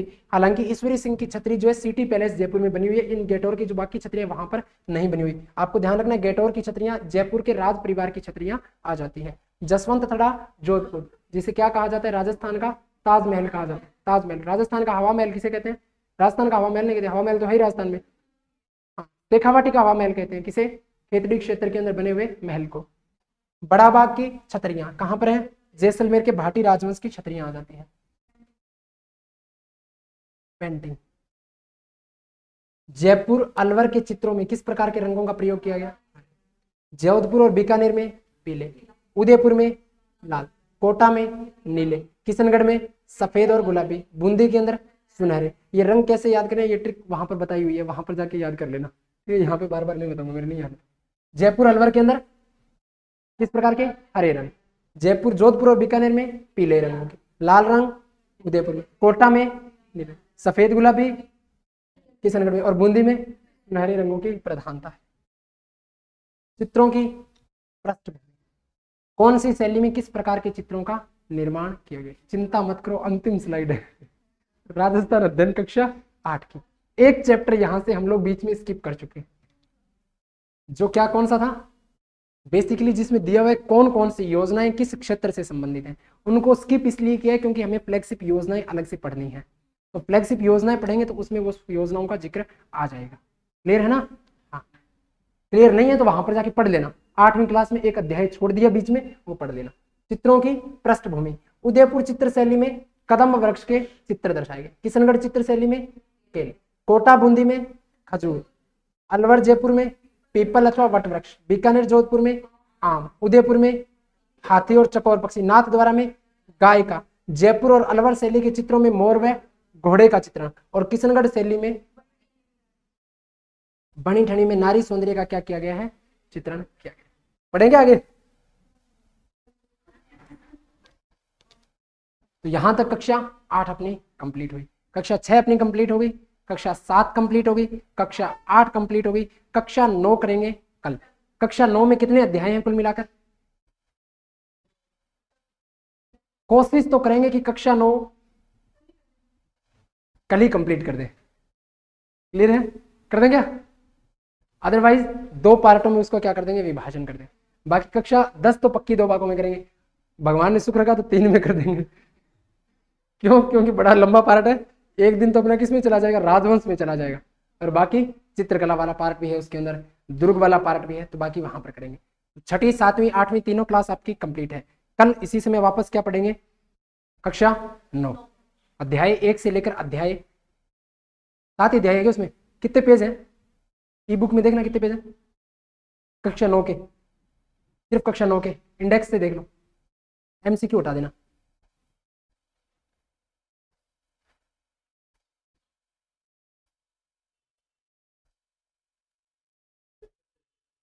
बेहतर से 88 इतने ही थोड़ी ना, ध्यान से देखो, ध्यान है एक बार,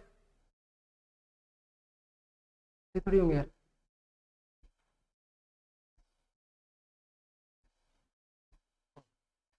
कम ही है भाई, कल ही कर लेंगे, कक्षा 9 कल कंप्लीट कर लेंगे। कक्षा 9 के कुल पेज हैं लगभग 17 पेज हैं, ठीक है, और 15 पेज तो आज ही किए हैं, कल 17 पेज करने हैं। कक्षा 9 एक दिन में खत्म करेंगे, और कक्षा 10 परसों रखेंगे। कोशिश करेंगे परसों 10 कक्षा को भी जय माता दी करें और झंडा गाड़ देंगे। परीक्षा में आप गाड़ के आ जाओगे लग रहा है मुझे।